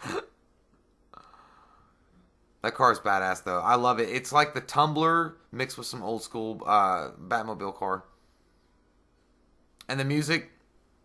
Oh, this is where we get the Superman confrontation, too, when he rips off the fucking... I bleed. The fucking... I don't know, a moon roof of the Bat car.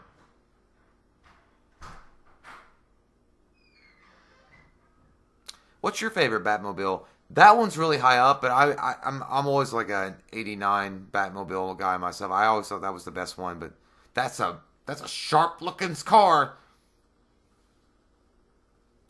The all new Saturn.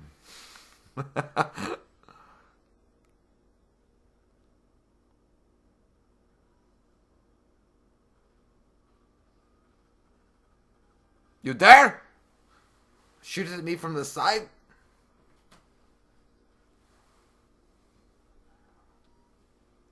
Those brakes are great. Jiffy Lube? Yes, sir.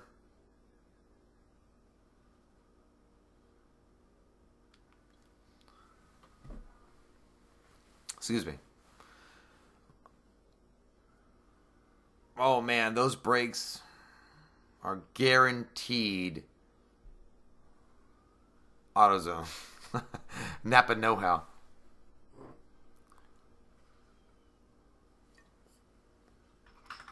But I mean, again, I don't really think that Batman is actively killing some of these fuckers. Like, some of these fuckers are just bad drivers and they die on their own. Batman didn't do that. You did that.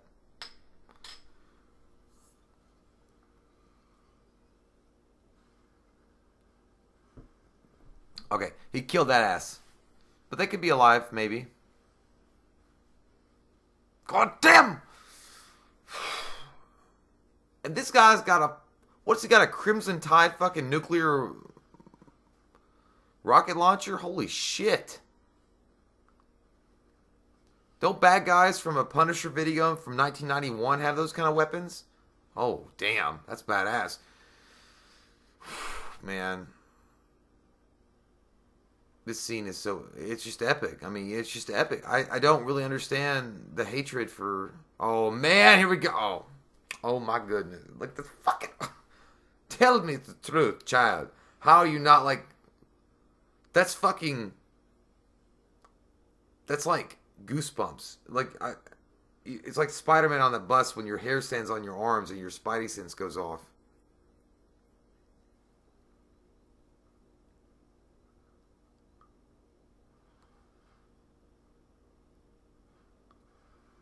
Oh, man. And Batman, I'm bigger than you, sir.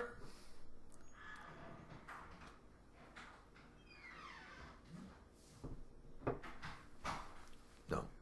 Your breath is dead. It's hot. It's not... Oh, man. God damn that. Ooh. Do you bleed? Oh, my God. Dude, he was like, consider it mercy. I think that's a moment where Batman feels so overmatched. He's starting to get crazy. Like, I'm just going to give crazy eyes and say weird shit. No, but dude, you know, he was like, dude, that scene with Superman he was like, consider this a mercy. I'm like, oh, fuck. Oh yeah, because Superman knows. I mean, oh fuck, he knows that he can fuck him up. That's like you might have been talking shit about the QB in high school, and he comes up to you in the locker room. He's like, I'm not gonna embarrass you in front of your friends. Yeah, but consider this a mercy. I'm like, okay. They're playing the cards they know they have. That's so fucking good, dude. That scene when he rolls around the corner and Batman just like is and Superman's standing there and he like taps him. And I feel so bad for Batman, dude, because he knows how overmatched he is. He knows, but he knows he has no choice. Man, it's so fucking good. Oh, ow, that hurt. Because in his mind, he's doing the right thing. You know. Well, he is doing the right thing. He's putting a guy in check. And he's putting his life at risk to do it. The thing is, I don't disagree with Batman. No, I don't either. I love Superman. I love Henry Cavill, and I do think that Henry Cavill is trying to do the right thing. I really do. There's no way Batman could possibly know that. Exactly, and I feel like you've got to put people in power in check, and I think that's exactly what he's doing. He's like, don't think that you're going to walk over us, and there's not going to be consequences. There's so many more layers here than people give it credit for. Well, they don't want to because they don't want to dive deep into it and really look at it. And this also, okay, so what Batman's doing is one way. Now, this is the ultimate way, what Lex Luthor's going to do. Yeah. Lex Luthor is going to create what he feels is a creature of the same proportionate strength and power that he can control. Because it's not about, what Batman wants to do is to put the motherfucker in check. What Lex Luthor wants to do is control the power, so utilize it for his own ambition. In a way, Batman is afraid that Superman is who Lex Luthor actually is. You know, like he's afraid that Superman has but what Superman really wants, like Superman's not about either one of them. He just like, I'm just a guy. I want to do the right thing. But again, I don't want to. There's no way Batman could possibly know that. I know he doesn't know assured that. Of it. But what Batman's trying to do is, I'll put you in check the right way. I'm gonna beat your ass and then say, check me out. I'm better than you. Okay, I'm Macho Man Randy Savage. You're Hulk Hogan. I whooped your ass. You're like, no, you did, but I did. But then Lex Luthor is like, I'm gonna be Vince McMahon and just control you. And then Superman, I love this. Oh, there's the Man of Steel right there. That's the sad thing, because Superman actually is a good guy. He actually doesn't want to do this to the world, but there's no way Batman could possibly Hans Zimmer, fucking Man know of that. Steel's theme versus John Williams. You can't pick Hans Zimmer. No, you can't. No, you can't. I'm going to Hans Zimmer, man. I'm for telling the you. John Williams, or like bum bum bum bum bum. It's just more emotional. More. It's more deeper. It's more emotional. I go Hans Zimmer. It's great in that scene though. It's great in that scene. People can't appreciate it now for what it is, but 20 years from now, I think they will. No, I don't know, man. You know, people are fucking salty assholes, and they never give up. They never relinquish their fucking give it time, man. Prejudice. I've always said, in time, people will appreciate Man It'll of Steel, take time, and they'll appreciate Batman vs Superman in a way they never did during our time. What I feel like Batman vs Superman is when you strip away the hype, people will see it for what it is. I feel like it's a snapshot of where we are now. Just like in social media and what's right, what's wrong, what we are allowed and what we can't do. I don't know. It feels like it's a capture of a lot of things. And what really sucks, really what the tragedy of this film is, that we never got to see the full capacity again of Zack Snyder's vision. And Ben Affleck is gone, and I guarantee you Henry Cavill is gone soon. And I don't blame fans. I don't blame people who don't like this movie, and I don't blame Marvel, and I don't blame Rotten Tomatoes, and I don't blame critics. I blame Warner Brothers, because you had something here, and you were too interested in feeding the masses. You were too interested. They were basically being like cowards, the Daily man. Planet, Cowards. In Spider-Man's what is it, the Daily Bugle? Mm-hmm. You're too interested in chasing a headline. Yeah, you're too interested in what the current state is to realize how important what's happening is.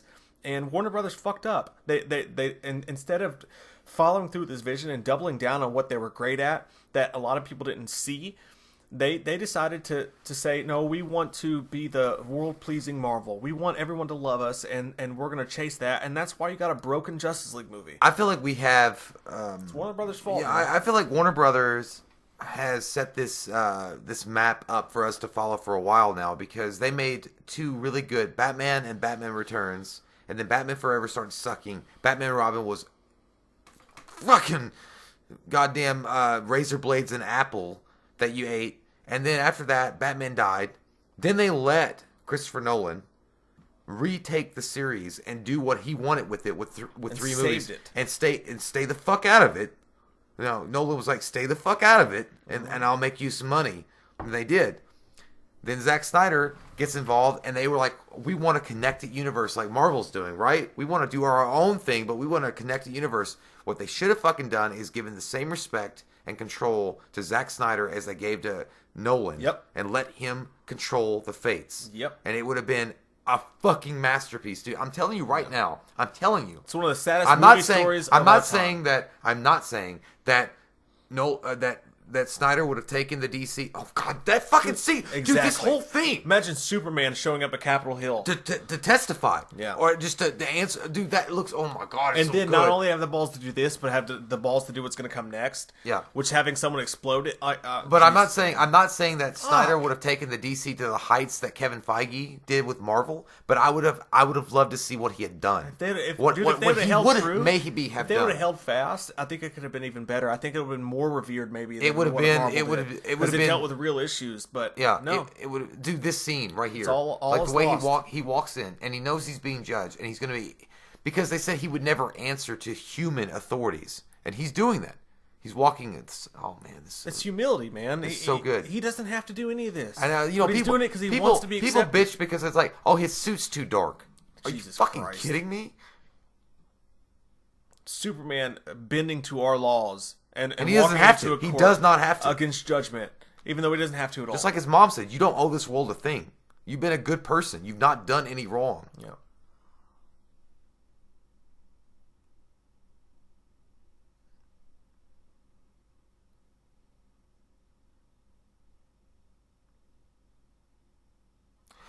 Dude, So much. I gotta shit. say, I'm gonna say one thing before I watch all of this.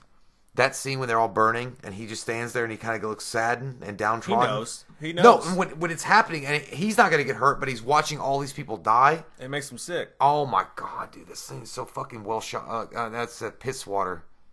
She knows. Yeah. Oh my god, I love how he closes his eyes. Like, this is why humanity can never be trusted, because you can't dictate anything. Yeah. You can't govern anything. Dude, it's so good. Oh my god, you see his face. He knows something's wrong.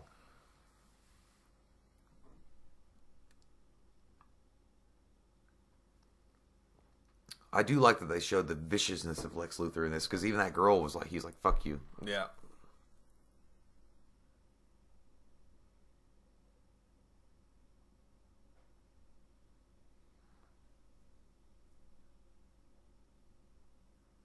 I love this scene, guys. Watch this scene. You know it's gonna happen. The only thing you could have done is to have his super hearing that ticking clock. I love the fact that he can't save them all. Like, it's too late. But watch his face. Watch his face. He's standing in the middle of this He's just maelstrom. calm, and he's like, I know. But Fuck. look at the sadness that overtakes him. He's like, I love these people, but I can't. You're doing this to yourselves. And if you let me do my own thing, look at his face. And it's fucking so. Look at this, man. Like, I remember watching this in the theater, and I was just like, God damn. And that's exactly, he's like so disappointed. Look at it's like, it didn't hurt me, but it destroyed all you. And he knows exactly what people are going to think, too. It's sad, I man. don't. It's so fucking sad, dude. It boggles my fucking mind that people don't understand this movie, dude. It boggles And then, my of fucking course, mind. Ben Affleck's going to think that he did something, and you let them die, or you let your family die. But dude, that scene when he's standing in the fire and his eyes closes like that, and he's looking around and he's like, "Nothing. It didn't hurt me, but I've watched all these people die now, and I couldn't save them." Blames to be, and this is what drove Bruce Wayne to be like, "Fuck it, Yeah. I'm going to LexCorp. I'm taking that fucking thing, and I'm going to do it because I can't let this go on any longer." It was just a breaking. It's kind of like that. Christopher Reeve, actually, that character, he's like, all these powers, and I couldn't save them. He couldn't save them all. Like, he couldn't. Yep. He didn't know. Because Lex Luthor is smart. He rigged the bomb in a way that Superman couldn't detect. Because I think the wheelchair was lead, so he couldn't see through it. He couldn't see the explosive. Oh yeah. See? But like, I see all the bullets on the ground. You can imagine what actually took place there. Like, Batman was fucking pissed. Like, he was pissed. It was anger that drove him to do this. Maybe Whether Zack those were Snyder. people Maybe shooting Zack him Snyder or picked whatever. Jesse Eisenberg because he's so hateable.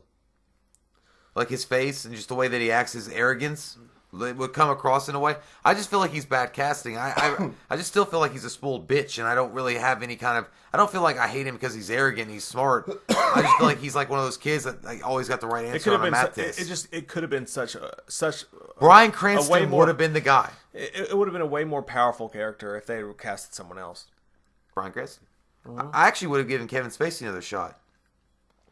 Yeah. Remember in Superman Returns? Yeah, I would've given He that was just too. it was a bad writer. Yep. Bryan Singer. That was a terrible movie. Written. Not that Bryan Singer's a bad director. The movie was badly Like, written. Superman might have superhuman powers, but he doesn't have it all figured out in his brain. He's Look a at normal these scenes, person man. in his brain. Listen to these scenes right here. Dude. Of A course dream it's from gonna a be farmer dark. from Kansas. Of course he's going to be dark. Listen, and then the music. When he thinks he's the cause for all this. The symbol.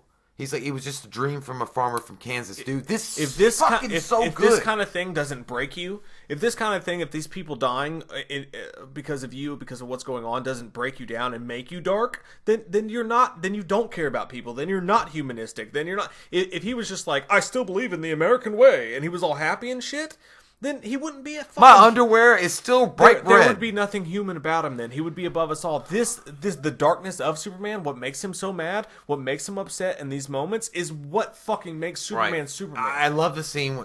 I love that part when she touched the symbol or the shield on his chest, and she said, "This gives people hope." And he's like, and then he was like, "No, it doesn't. No, because I just watched what happened. It doesn't." And when he said Superman was just a dream from a farmer in Kansas, dude, you know how many people try to do the right thing, and not even superhuman, right? Just trying to do the right thing, like trying to be a focus for good for people. Yeah. Like, I'm trying to inspire you, but the best intentions, the best things that you can do for people, they will always be somebody or a group of people that will shit on what you're trying to do and make you seem a villain, and it ruins it all. And they can say the most terrible things about you and the most terrible things about what you represent. And you're like, no, it was never true. If you believe it, and Superman was raised as a human, so his human emotions are giving into depression. It's giving into like, what am I supposed to do? I can't do anything. I guess I'll go sit on the moon and take a shit. Yeah. This is the kind of thing that's like, I could have cut this out. Well, the Doomsday thing, again, it's a cool sequence because I feel like they needed Doomsday to introduce Wonder Woman, but not really. You could have introduced Wonder Woman to stop the fight between Batman and Superman. Yeah. Even though some people are like, well, Batman would have lost eventually. So I don't know, because Batman had that he was going to kill him. Yeah. But when you look at the stakes of what Snyder was playing with here, when you look at the stakes of everything that was going on, man, I don't think this could have been. I love this shit. Fucking good. Yeah. This is the perfect like human being. And when I talked about Lex Luthor walking on the treadmill with the weights, this Ben Affleck working out right here is the perfect example of a human being forcing himself to be superhuman. And then you got that music. That music, dude. I have to do more. I have to do more than I'm even capable of. And you're pushing what he did with the workouts. You're pushing your body to the limit that you can't push it anymore because you know. To only take on this fight, you have to be at a point for humanity as impossible. And I have to be more than I actually am. And he's smart. It's beautiful. It's not like Superman's. Superman doesn't really need the intelligence. I mean, he's not stupid, but Batman's got to be smart. He's got to be intelligent about what he's going to do, and he's got this shit. It's Batman at his nature. He's a human being, but love that. But like, somehow he has to be more. Like he's screaming, "Oh my fuck, dude! Oh my shits!" He should be the Chuck Norris guy selling weights on TV. But even after all this, you can tell he's struggling with this decision. And he knows. Like, he's struggling with this decision. I could lift these weights all fucking now, this day. part right here, a lot of people got pissed off. It's a little cheesy, Because they're like, they already have symbols for them. Which, I don't care about the symbols. I didn't really mind this part. It's just the fact that they reduced them to little files on a computer. I get that a little bit. It's not the worst thing I've ever fucking seen. Yeah. I mean, it's but all again, right. this is Warner Brothers. This is them trying to fit the Marvel here's the good music right here. universe. Remember, he's going to throw back in time and you're going to hear that with Chris Evans. Or not Chris Evans, what's the other Chris's name? Star Trek. Chris Pine. Pine. There's too many Chris's. Trees. But again, I think this is probably... It's not the worst thing in the world. But it's probably the pressure to do the Marvel thing. It doesn't. Right it doesn't fit in the narrative. Yeah, you don't need it. I mean, right here. I do like the music though. When you're like, but when it happened, people were like, "Oh my god, this is the Marvel shit we wanted. The tie into other universes, the tie into this and that." I do like it though. They're trying to fit in. It sounds cool though. I like it. The music's great. I love it. Yeah, that's what I mean. Oh man, that's shit, fucking shit, fuck, shit, fuck, fucking shit. Fuck, I will shit, rule shit, you. Fucking shit and fucking. There's a lot of shit in fucking in my. I'm sorry, everyone. Bowl cut. I think they asked that dude. What was his name? Michael Shannon. Michael Shannon, if he came back, and he's like, "No, I didn't come back." Yeah. I feel like I will say one of the worst things about Man of Steel that I hated was that they killed off Zod. Yeah. But it was beautiful the way it was amazing. Yeah. So you love these people so much, you could join them. And everybody got pissed about that. Because he broke his neck? He saved humanity. So Superman should have let Zod kill innocent families because he didn't want to kill a man. Like, he had no choice. So he had no fucking imagine choice. this, guys. He killed the last survivor of his home planet to save humanity, right? Yeah. So what more ultimate sacrifice do you need? So what you guys would have wanted, what you're saying is what you guys say. You would have been happier if Superman was like, I don't have the guts to kill you. And Superman stood back and let him fucking shoot those families with his laser beams and killed multiple families. Dude, but that scene... Come on! But that, not only the scene when he was like, please don't. And he was like, you could join them. And he screams. And he screams. And then Lois... I was like, dude, oh He man, are hated you it. fucking serious? He didn't want to do it. He had no choice. That's some Quentin Tarantino emotional level shit right there. Like, that's some good shit. Like, basically when people complain I about... love this too. Like, this is a bastardization of science. I don't like the fact that Doomsday comes out of it, but Right. I do like the fact that it's like you're. But the thing is, dude, with Superman killing Zod at the end of Man of Steel, like, it's like, basically what people who complained about it were saying was like, oh, you should have never put Superman in that position. What the Because fuck? basically, if you're complaining about it, what you're saying is like, oh, no, Superman should have let him shoot those families with his laser beams. I love He should have this. let them die. I love this. Or you're saying, oh, I don't want Superman to be put in that kind of a rough situation. What is Superman supposed to do, Well, man? because what they wanted to do again was the Christopher Reeve Superman 2, 1981, Richard Donner, when he put him in the Phantom Zone. And I'm like, dude. So tell me this: if Christopher Reeve was in that situation, and Zod was about to burn up like 10 innocent family members, what would Christopher Reeve have I done? feel like what they would have like, hey Zod, if you want me, follow me in my red underwear to the camp Fortress of Solitude. Oh, I fucking love this right here. By the way, I love this dialogue. Oh yeah, man, yeah. Bringing back Kevin Costner. I for love this it. moment. Yeah, it's good times. This movie is so fucking epic. Dude. I love it, man. It's so good. Like every fucking layer of it gets better and better. This is like building you up to the pay-per-view fight. This is like 30 for 30.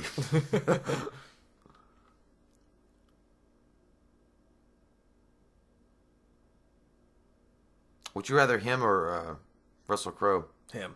Yeah. Him.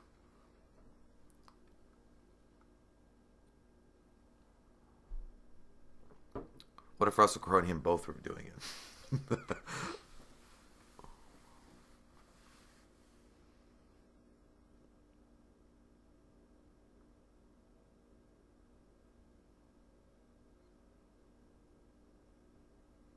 I'm gonna watch Man of Steel tomorrow.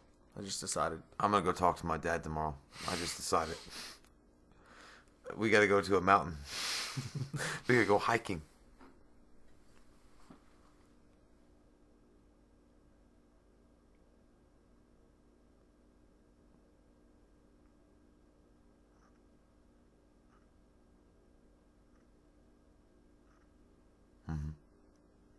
No matter how bad and disgusting it gets. And I think that's what he represents.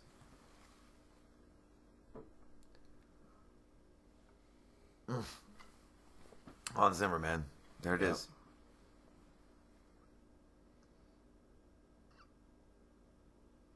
Phew, fuck, dude. It's so good. Oh, and then we got this, too. With the Hans Zimmer music going, with the Man of Steel music. I wonder how many people were shocked that the Wayne Manor was gone. Yeah. You know what I mean? Like, it's gone. What's the point of all them push-ups if you can't even lift a log? Well, goddamn, why don't you tell me my fucking life story? I'm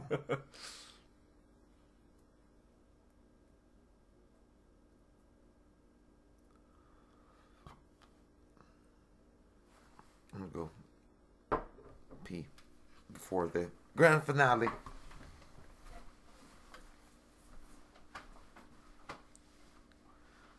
That's the thing. When you understand what Ben Affleck, what Bruce Wayne's doing, he's facing something 1,000 times more than he's ever faced before.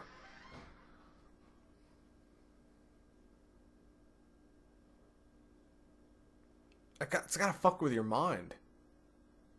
As far as he's come, even at this point, he's up against something he has no chance against. And that sends you into a tailspin mentally. He's up against an unbeatable force that he has no shot against. But he has no choice at the same time. But that's what makes Bruce Wayne Batman. Comic books from the beginning.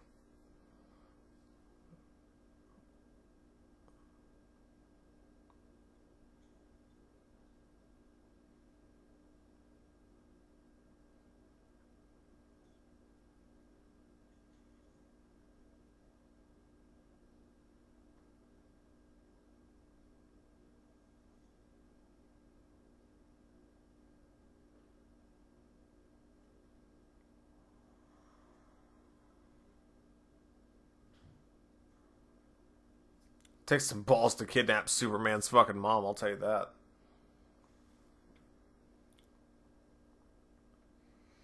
Now here's where things get a little fucked up, even for me.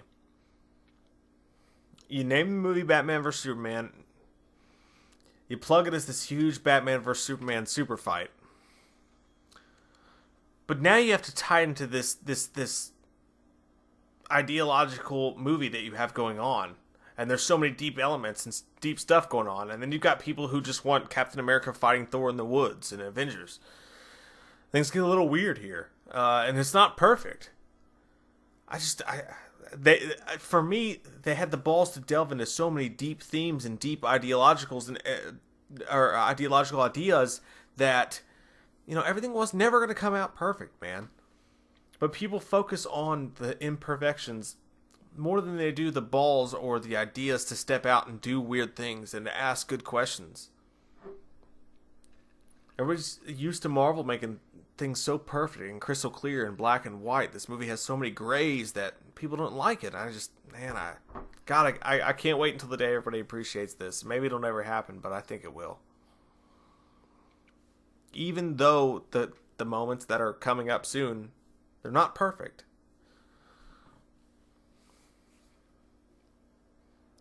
Yes. Somebody forget to do their shirt laundry?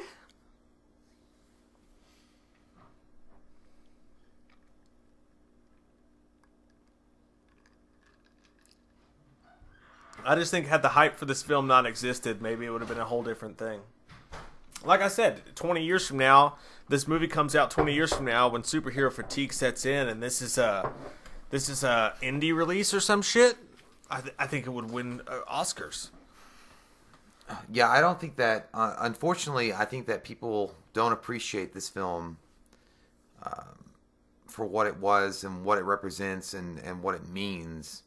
Because we're getting ready to get into the broken parts. The parts where things are a little fucked up and not perfect. Man, this film is beyond... I feel like this is justifiably our best 10 that we ever gave a film. Yeah.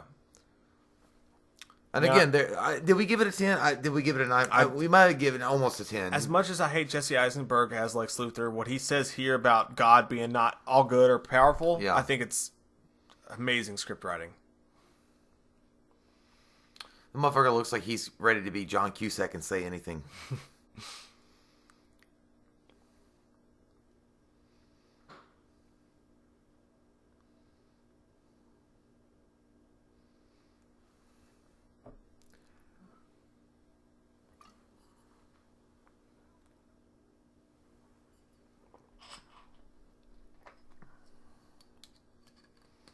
I will tell you this. Not only was this movie, for me, extremely entertaining, and I had fun just watching the visuals and the effects, but it makes you honestly... like, he did that because he knew. Yeah. It makes you think. Like, it makes you really, perceive the characters in a way that you've never perceived them before. Like, Superman has been always, for me... Superman was cool or whatever when I was growing up, but I never really related to him. I never related to him. I never did. Even Christopher Reeve. Yeah. I loved it. I love Christopher Reeve, but this was the only time, Man of Steel to this film, that I was like, I get it. Yeah. You're an outsider. You're an outcast. And I get it. And then and Batman. No one trusts you, Batman, even though you're here to do good. Everybody can relate to Batman, right? But I feel like the Ben Affleck version, you can relate to him even more. Oh man, we're about to get that fucking... I know, man. This is like unleashed. Epic shit. I think that I read a article once, and it was like, it almost felt like Batman was a stooge of Luthor. Yeah. He was a stooge of Luthor. That's like he probably was, but he didn't know that. I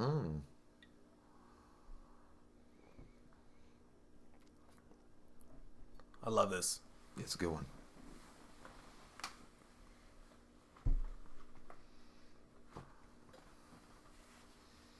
Not that part. But. No, that's We'll get a fucking bird. That part, though. I know that. But...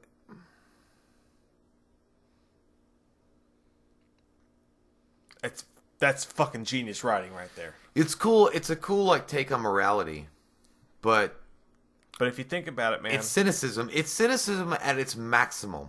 Lex Luthor in this is so cynical that you can't be having all these powers and trying to do good. You can't. But I understand that though. If God is all good, He cannot be all powerful. But I think what he's saying, it's so deep. It is so true. I just feel like he's saying that. You know, you can't be a good guy, even if you had all these powers, because there's always an ulterior motive. He's cynical. And I mean, and Superman's he's not cynical. He's trying to do good.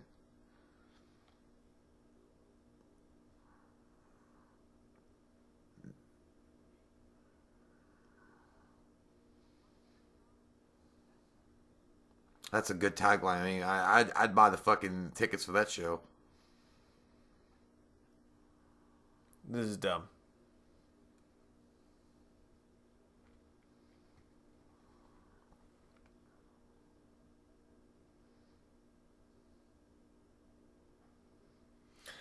But I like that even though he tries to do this to Superman, Superman shows up to Batman wanting to work together. I know. He's like, listen, I And need your help. That's where I so far gone. like when I started watching when I first watched, I was getting like kind of like not teary eyed, but I was feeling the emotional start ruining myself turmoil because it's like, man, he's just trying to save his mom. Yeah, he's trying to make you understand. But I think that's also. But he's so hell bent on the fact that I want to show you that you're an alien that I can.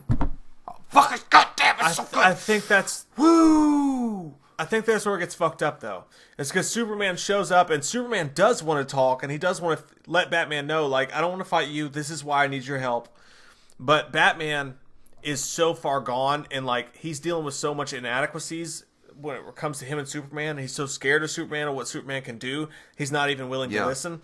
But I think what a lot of people are upset about is it would take a 2-second conversation for them to understand each other and work together, but instead they fight. And I think a lot of people get pissed about that. And I think that's kind of where the story comes apart a little bit. And I can kind of understand no, you explained it. No, I don't think it comes apart at all because I feel like what you said was what they were going for. Batman he can't see beyond his own rage. It's an imperfect risk. He can't see his own rage. He can't see beyond his own misunderstanding of what he represents. Yeah, and what his role is. Batman's in this new so world. scared of what he's up against. Yeah, and he's like, he's not hearing at all. I gotta take this last stand, and I might die, but I'm gonna make sure that you hurt. Yeah, and but Superman also, in Batman's defense, had gone to him and said, "Consider this a warning." Like, I think they shot for the moon, man. I think they really shot for the moon when it comes to the Batman versus Superman meetup, and everything didn't mesh perfectly. But there's so many people that took that imperfectness and they shat on it and said it's a terrible movie because of it. And it's like, it's a little imperfect, but it's if you get what they're going for, man, it's still great. Man, this movie, I don't give a fuck what anybody says. I was so hyped up and excited and enjoying every single moment. Other than a couple of the Lex Luthor scenes. Like, dude, I could just feel like it was like an electrical storm, like a thunderstorm that you could just feel. And it was some cool shit, like getting ready to blow over, and like this, like it's so good.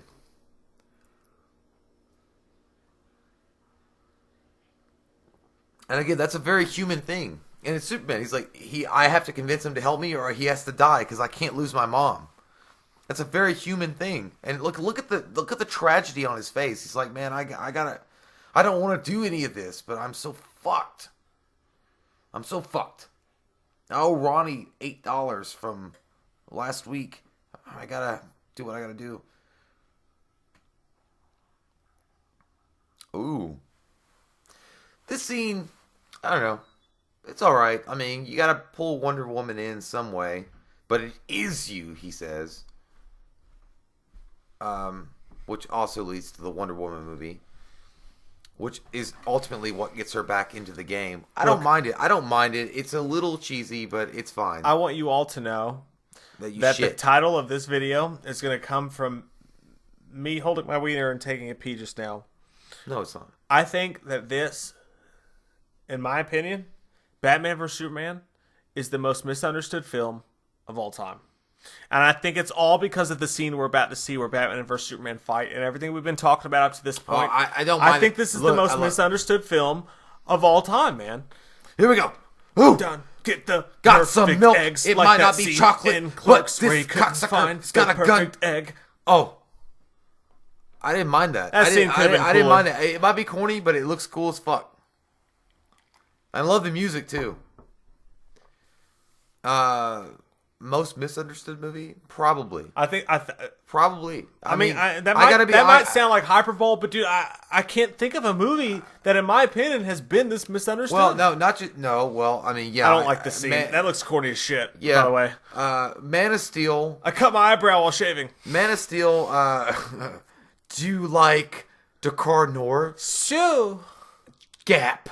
When you fart in the pool. I would say that's a big fart. I would say I feel like Man of Steel and this one is a really, really big misunderstood movie. Yeah, we should do a Man of Steel commentary sometime because I think that would be really fun. Yeah. I feel like they're both really misunderstood movies. I don't know. Honestly, can you think personally in your own repertoire, off the top of your head, can you think of a more misunderstood movie than this in your opinion? Well, I mean, I can't. I'm sure I could. I just don't know. I'm trying. I can't. I think I'm going to title this video that. Batman vs. Superman, full commentary, the most misunderstood movie of all time. No. I'm going to do it. I think the most misunderstood movie of all time was Terminator 2. Prove me wrong. It could be. I do feel like people really took this. Oh, my God. Oh, my God. Look at that gothic imagery, man. Sell the toys. I do feel like people took this movie the wrong way. I feel like hardcore comic book fans that were expecting the red tights underwear Superman taking on Batman would have, and just look at but dude, look at the stakes of what's going on right now. The lights are flickering in and out. Everything's going crazy. The world doesn't know what's happening. He's sending his reporter to go there. He knows she has ties to it. All the stakes, everything going on right now. Dude, god damn, it looks so fucking good. You gotta look at these two characters and how they got to this point. This was the San Diego Comic-Con. Yeah. When they fucking blew their goddamn... Oh my god. Get out of here. I think everybody wanted this scene for 2 hours. The Rock versus Stone Cold. Yes. And they gave us so much more than that. I love it. He's trying. The dialogue there is not perfect. No, it's not. But no, he's trying to help him understand what's going on. Just the way he's like, you have to listen to me. Look at the grin. It's not perfect. Look at the grin, though. It's like, I know it's not going to stop you, but I'm going to fucking slow you down. Bruce Wayne's been driven mad with his inadequacy. He knows he has no chance against this guy, so he's blinded by it. He knows that he has no chance, and he's blinded by fucking rage and knowing what he has to do to make this a possibility. So he's not even listening. I think that Bruce Wayne is not... I don't think he's insane yet. I think that what he's doing, though, is he's like, I just want to show you that you're not all powerful. It's the equivalent of someone telling me or you that we've got to go into a gym and lift a 500-pound barbell. You're gonna, if you have to do it, and you know you have to do it, and that's your only chance to survive. So fucking you're going to be blinded by crazy fucking... You're going to try to get yourself there so hard. You're going to be inconsolable. We got to watch this. This is some good shit.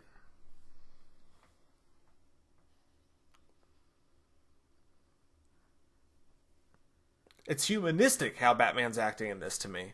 Yeah, I just want like everything about this is so fucking... It's legendary. Yeah, it is. Boom.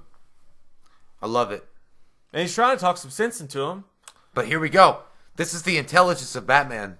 But Batman's also been thinking about this moment for months. I know. But it doesn't matter. Like, he knows that Superman's going to underestimate him. And he knows he has no chance here, though. Because Superman has never gone against a guy like Batman, ever. Boom. Bitch. How about that? Green smoke fart in your face. And now he knows. As he's used to doing in his life, he overcomes all odds. Again, it's the underestimation of a man. And I think that Batman was banking on that. He's like, you didn't think any of this. That you were going to...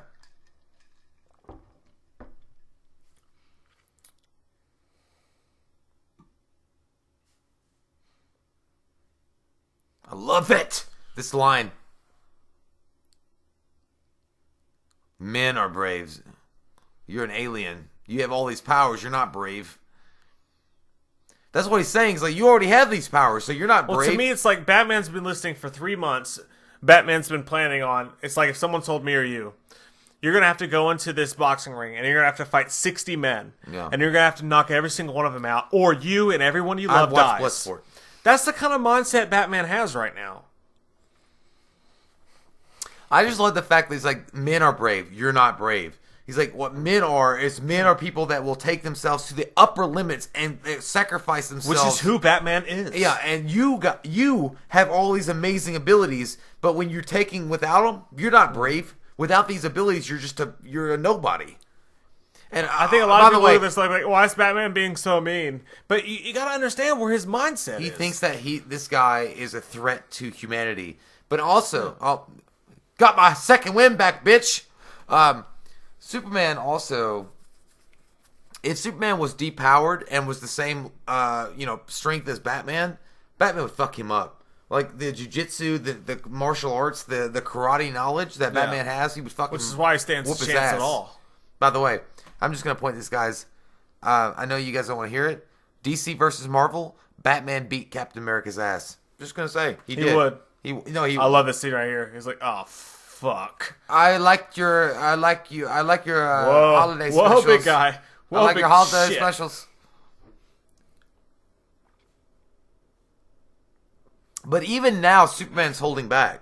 Because he's still weak from the kryptonite, dude, but he's got enough strength right now. He could crush his fucking head. Like he could just take his head and crush it like a goddamn pineapple.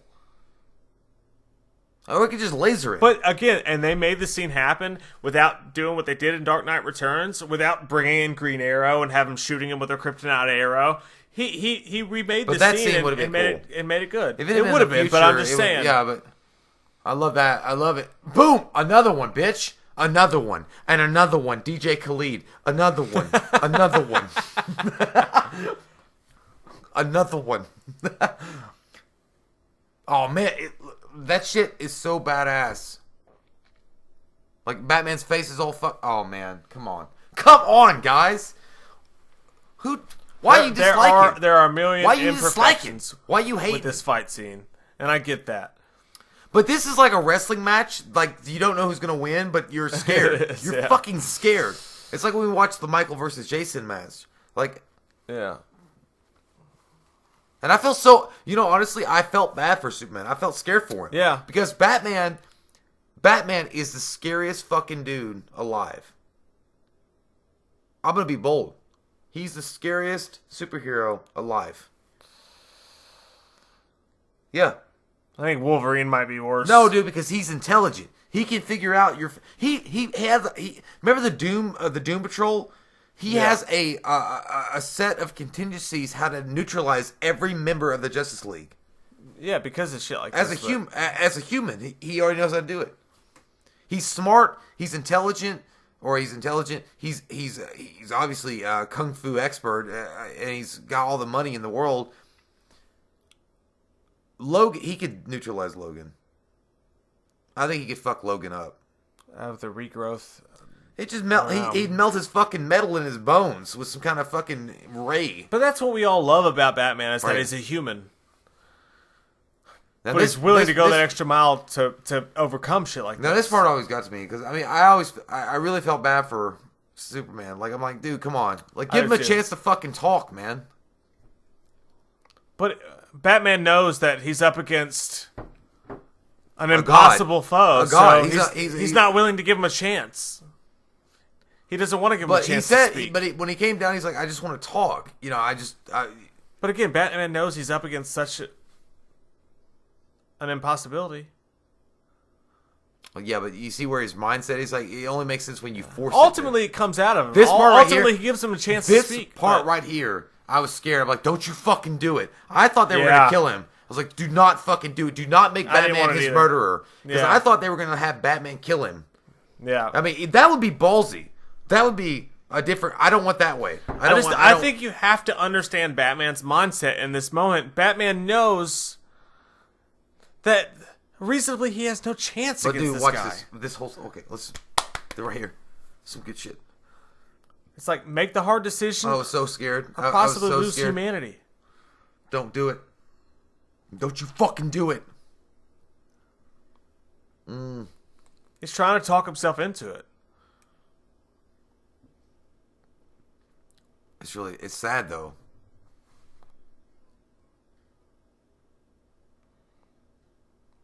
Could have written that part a little better. But look how he looks so pitiful, man. Like he's so weak. That's all I could think of. He's like,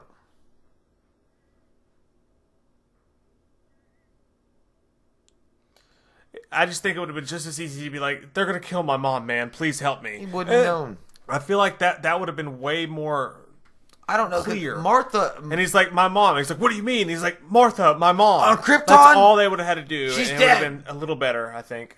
But, you know, I still tiny I mean, imperfections. It's a little rough, but I mean I could still work with it. It's not the end of the movie. But I'm just saying, like, all Superman had to say was, please don't let them kill my mom. And then Batman would have paused for a second. And he's like, your mom. He's like, Martha, my mom. And then Batman would have paused for a second. But the way they did it was so awkward and strange. Or Batman would have been like, "Oh, your mom on Krypton, another alien." Look, But yeah, it just could have been done a little better. Metas, Yeah. Metas, Metas. I do like this. But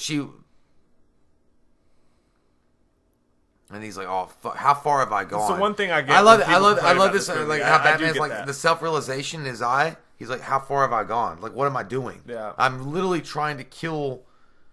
I'm literally gonna stab this guy through the heart and kill him. Yeah, but easily it could have just been like, this guy's just trying to save his mom. What am I doing?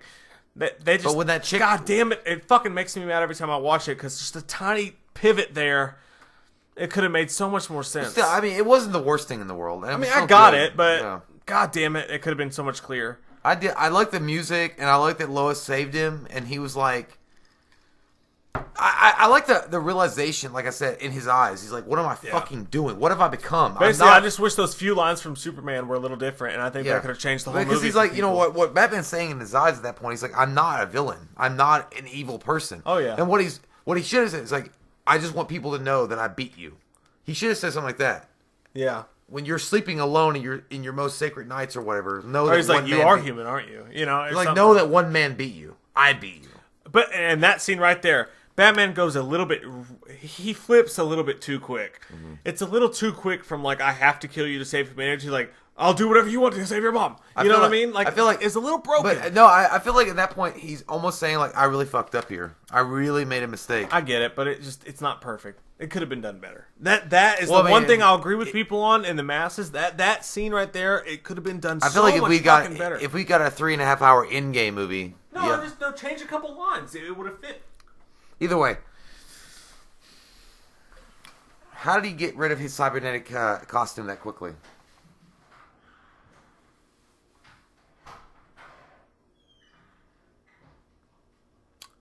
Once this happens, Batman and Superman team up.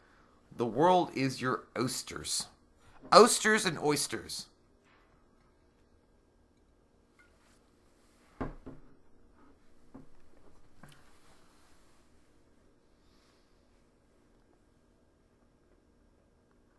Why are you being all weird?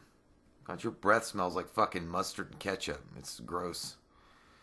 Now this right here is some straight up. And guys, I mean, I played Arkham Asylum, Arkham Knight. What was it? No,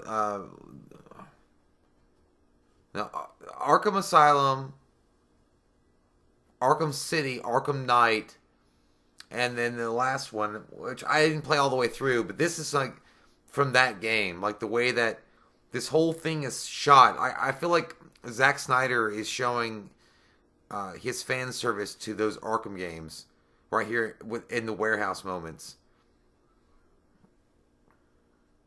So fucking cool. Just 2 dozen? Yeah, that makes sense. Okay, let's do that. I'm ready to rough some fucking shit up. Okay. Boom. Here I come, Downey.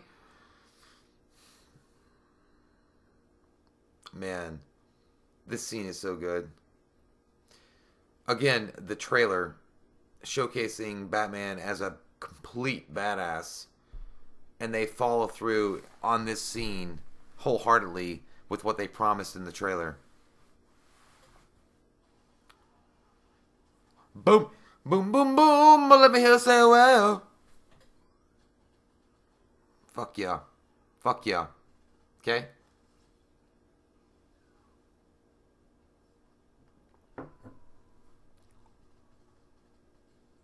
Oh no, he's using a gun to shoot bad guys. Shut up. He didn't use a gun. He used the other person's finger to control the gun. Oh my god. He fucking Holyfield his ass. I love this. Why not? You gonna throw a grenade at me, bitch? Die.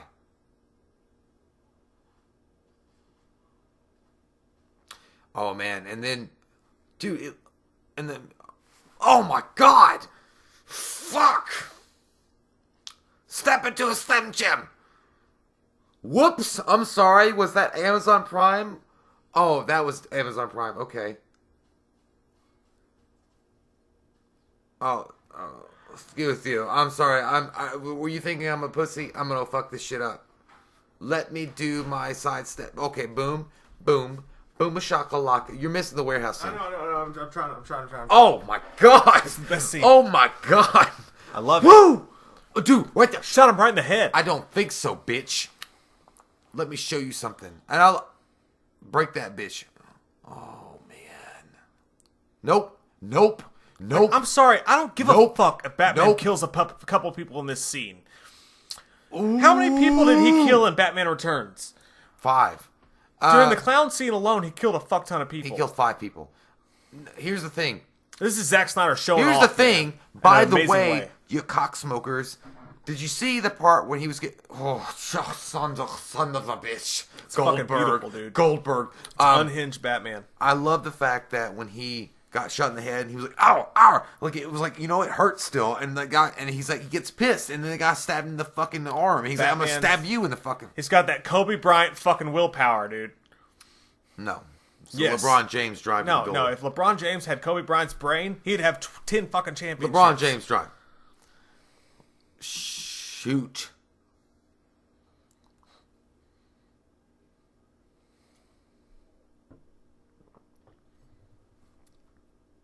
God, I love it. I fucking Dude, love it's so man. good, man.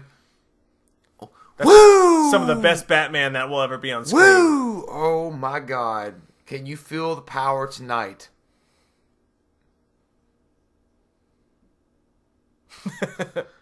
How do you...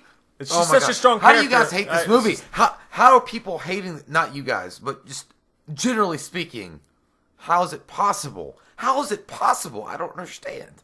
I don't understand. Batman, a human being, not a superhero, doing whatever it takes Dude, to that overcome scene... I was saying that... all odds. Tell me, was that not scene, The Warehouse, Arkham Asylum, Arkham Knight? It's what Arkham Batman City. is, man. Oh, yeah. And I love this part where he's like, what have you done? I love that part, too.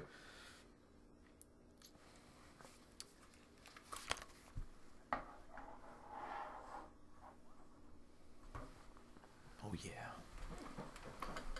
Superman could tear him into smithereens. What smithereens taste like?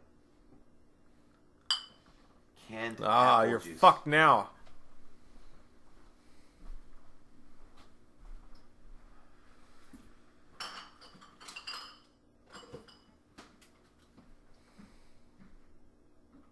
It's where your plan comes to shit.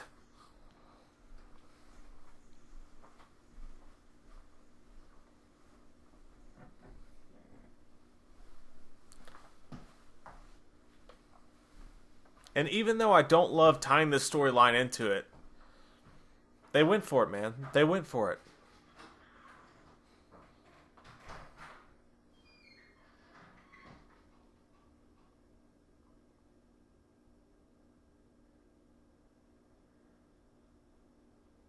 And it's not perfect, man. It's not.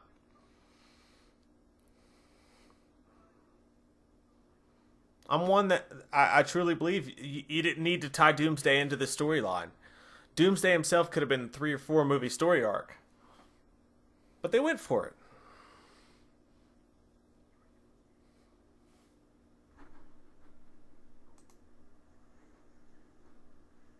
They went for what they went for.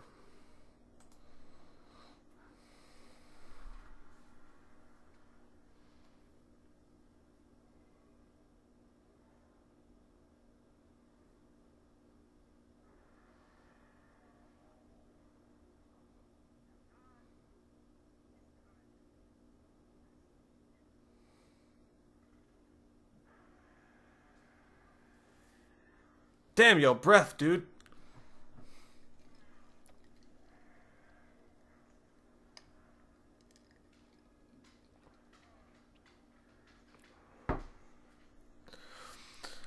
The way I see this is you have to appreciate it as like a Doomsday versus Superman short, almost.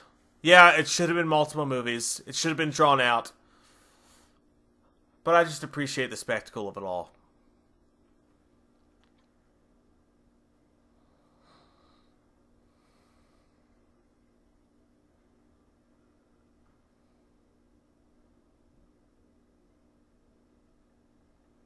A little bit of emotional aspect from Doomsday there.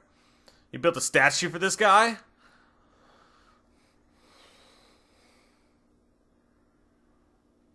I'll show you. Trick or two.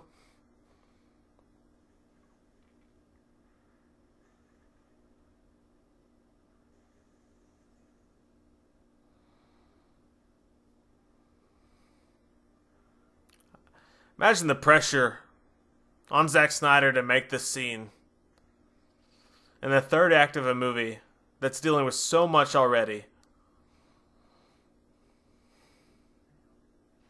I respect what he did.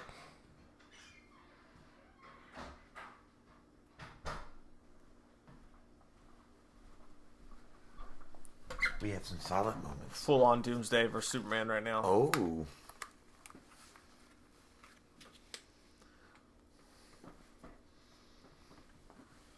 I truly believe that's my ex-wife at a fucking divorce hearing. If it weren't for the Marvel pressure, I don't think they would have tried to force this into the movie. The Doomsday thing? The Doomsday angle was always stupid. I mean, again, we already explained that. That could have been, like you said, a 3-movie or 4-movie arc. Yeah. Like the Endgame of DC. Yeah. It could have been so much more, but... Because, dude, goddamn, if you had done that, like, you could have You remember that comic book, The World Without Superman? Like, and doing that whole story. Oh, my God. You could have done so much with it. It would have been amazing. You could have done so much with it. And I do think it's one of the mistakes. But I just respect the ballsiness to go for it. But you do get the Gal Gadot awesome entrance. Yeah. And that's...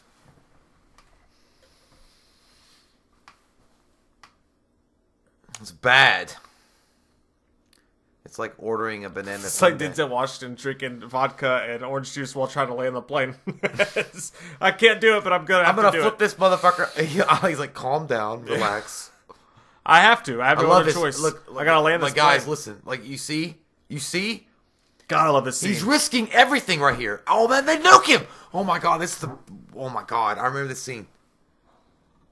Went from suck to blow. Oh, my God. Mega Maid. I hate it when my shorts get all twisted. Dude. Man. And that was the girl. You saw that girl. She was from Man of Steel. You remember? Yeah. These fucking assholes. These fucking assholes, man. Like, you're gonna... I guess you got no choice. But you also understand you got no choice, from. but at the same time, it's like... I think maybe It's just too much too soon. I think that maybe Superman. Yeah, dude, this would imagine this, guys, an epic 3-4 point part series of various movies, and having this culminate with the Justice League. Superman. With the Justice League, Dude, man. The death of Superman should have been 3 movies. Oh man, it should have been. And then having him come back and fighting through heaven and hell to get back. Oh my god, damn. The psychological. And then right here, he knows what's happening. Like, this scene is so comic book legendary. Superman knows that it's coming for him, and he holds on anyway. He's like, do it. Man, they really did go for it. They went for it. Man. They fucking went for it. They went for the whole goddamn enchilada. Fuck. And I respect it. Oh man, that's so fucking cool. And to be fair, it could have ended what could have been a legendary franchise I honestly, universe, I'll tell you this, they went for it. I'm gonna tell you the truth.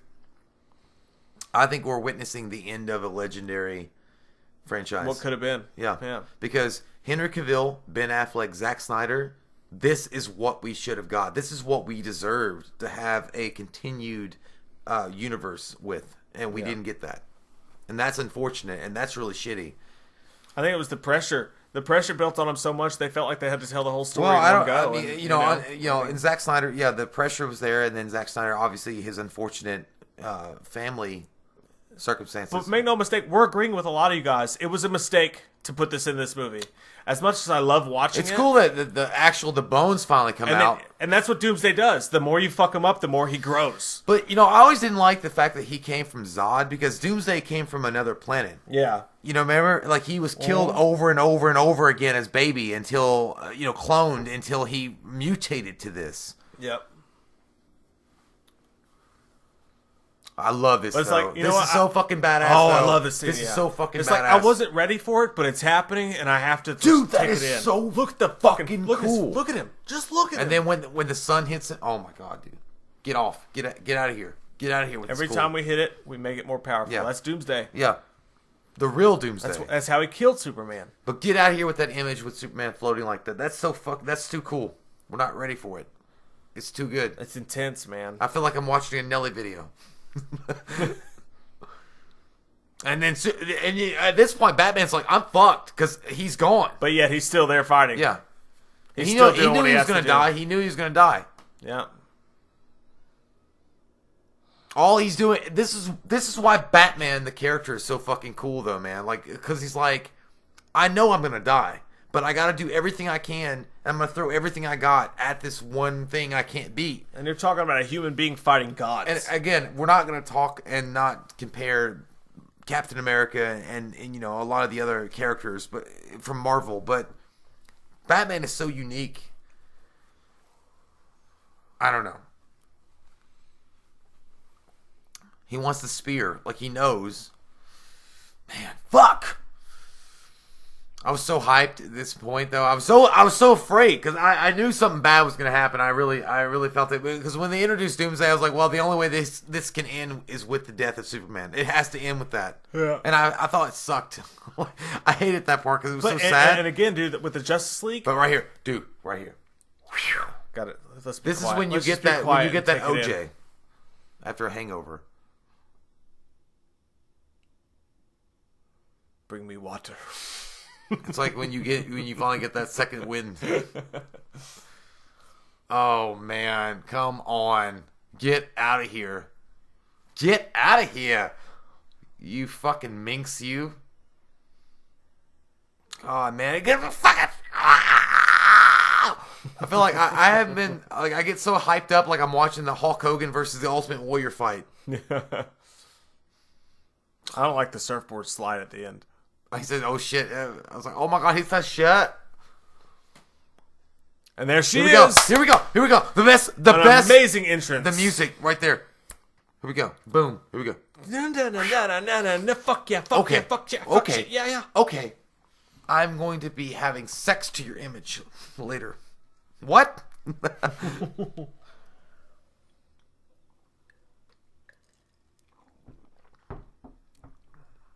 There he is. Dude, come the fuck on. I know, man. It's the amazing. vision. Oh my god, are you serious? You guys cannot tell me that's not the most epic fucking like shit you've ever seen. Really. Beyond, DC just tried to make their Endgame 12 movies early. but it's still good as fuck. Exactly. I don't give a shit. Yeah. I'm still having. God, dude, fuck. Money. This is why people want to see the Snyder Cut of Justice League. I want to see the Snyder Cut of everything.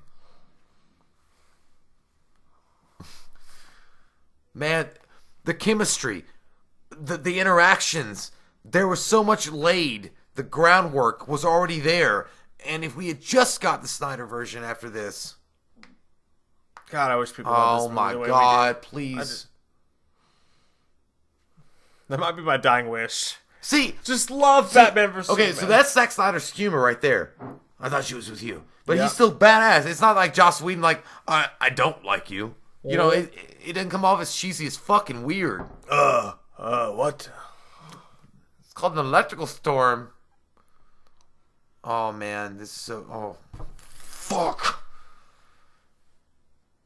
Dude, at this point in the theater, I don't give a fuck who you are. I don't care if you were not having a bad time. Don't try to pretend that you were having a bad time. You couldn't. You were on a badass roller coaster at this point. Dude. Fuck yeah. Okay. Ready for round 2? I am. Gillette. The best a man can get. It was fucking amazing. Are you serious? Oh my God. I love it even more right now than I ever did before. It's weird. Oh my God. Woo! Yes! Teamwork. Wonder Woman and Superman could fuck the Avengers up by themselves. Okay? Bold statement. True. 100%. Wonder Woman and Superman could do it.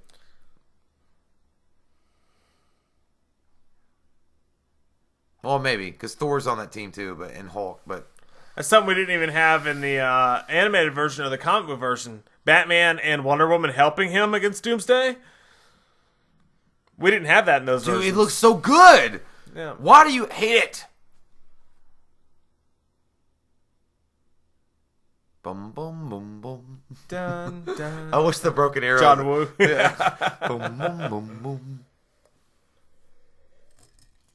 Ken, thank you for asking us to do this, man. It's nice to get our thoughts out on this movie. I've had a blast, man. Yeah, dude. It's weird. I haven't seen this. Fuck! Watching it in live time, like, just confirms everything I've ever felt about it. Dentine ice is better than Mentos. Oh my God, that scene is so. Oh my God. Oh, but he hears it. God, he's like, I gotta take care of my bitch. Excuse me for a minute, bad guy. I gotta go rescue my wife. Or my fiance, soon to be. And Lois Lane, in a way, just like Batman, a human being doing everything she can. Do you know what I feel like the tragedy of this film is? Is the fact that Henry Cavill got so shafted. Yeah. And he was playing this thing fucking beautifully, man. Yeah. From Man of Steel arc to this, and the way that it finally culminates, like, Justice League did it terribly. But at the end, I feel like they were trying to go with that. And Zack Snyder probably had that vision where he fully embraced his role as Superman, and he was the guy. It's why there's such a fight to get the Snyder Cut released, man. It's because I think that Warner Brothers it's so sad. I think Warner Brothers won't do it because they're like, well, we made a mistake. We made a really, really bad. Woo! That's a poster.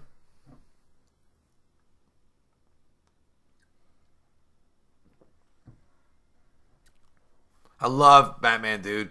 Because like you said, Batman, against all odds, he has no hope of winning this. Yeah. But he'll fight to the end because he doesn't know what players are left here. And this part really got to me, man. I remember this part, like right here. Yeah, I got a little teary eyed. I gotta be honest, because I knew what this meant. Because when it was hurting him, and he knew. And again, Superman was brave at this point too, because he was giving up all his advantages by using that spear.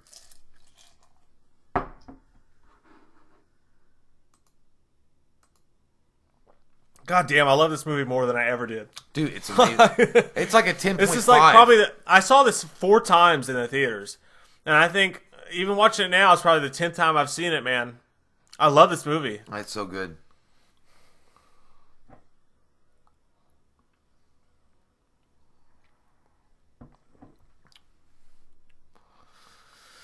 I just feel like, well, we never got the full.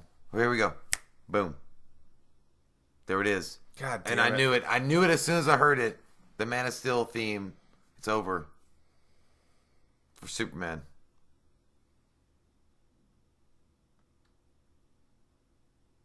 How does this not resonate with people, Jay? I really I just gotta focus in now.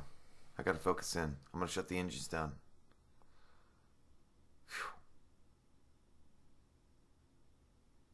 Oh man, here we go.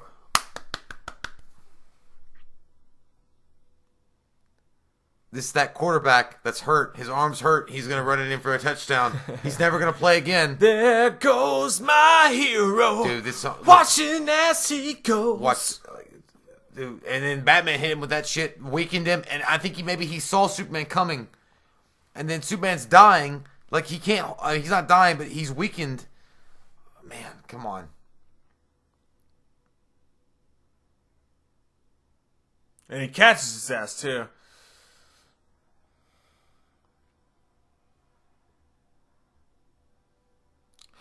See, and I think that Wonder Woman blamed herself because she let go.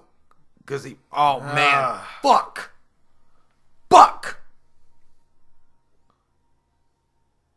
Oh, god damn. And the music and the swelling and this. He's like, nope, I have to do this. Take it, Richard.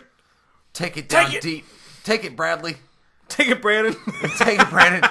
Take it, Brandon.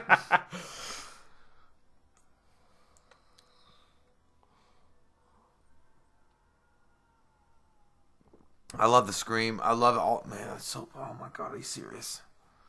Are you serious? Oh, so good.